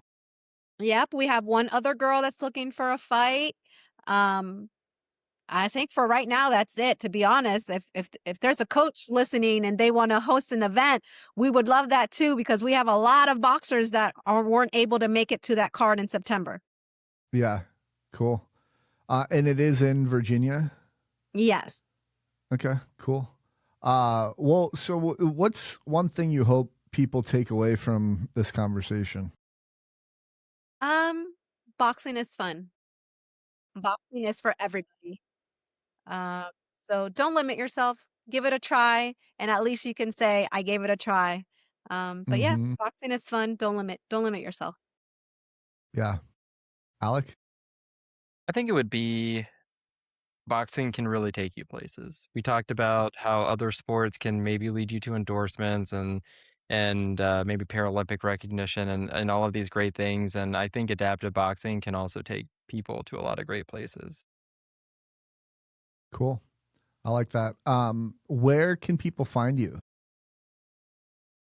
For me, you can go on Instagram and look for The Real Deal, and you'll see me. That's primarily you'll see I post a lot of boxing stuff on there.